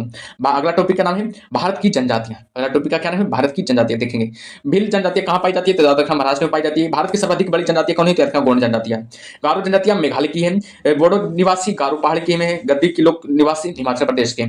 सोम पेन जनजाति कहीं पाई जाती है, निकोबार द्वीप समूह में। केंद्र शासित प्रदेशों में वो जो जनजाति के लोग किसमें रहते हैं, याद रखना अंडमान निकोबार द्वीप समूह में रहते हैं, ठीक है। आगे देखते हैं बाबू, गारो खासी तथा जयंतिया जनजाति किस राज्य में निवास करती है, तो मेघालय राज्य में। भारत का सबसे बड़ा जनजातीय समूह कौन है, तो गोंड जनजातीय समूह है, ठीक है। तो चलिए बाबू, क्लास एंड हो गया, यानी कि भारत का भूगोल संपूर्ण खत्म कर दिए। भारत का भूगोल यानी कि संपूर्ण रूप से क्या करती है, खत्म कर दिया बाबू, ठीक है। मैराथन था भारत का भूगोल का। अगला मैराथन आएगा विश्व का भूगोल बाबू, याद रखिएगा। अगला मैराथन क्या आएगा, विश्व का भूगोल। याद रखिएगा। आप लोग को कैसा लगा क्लास, आप लोग कमेंट बॉक्स में बताइएगा कि क्लास कैसा लगा जो, ठीक है। और बताइए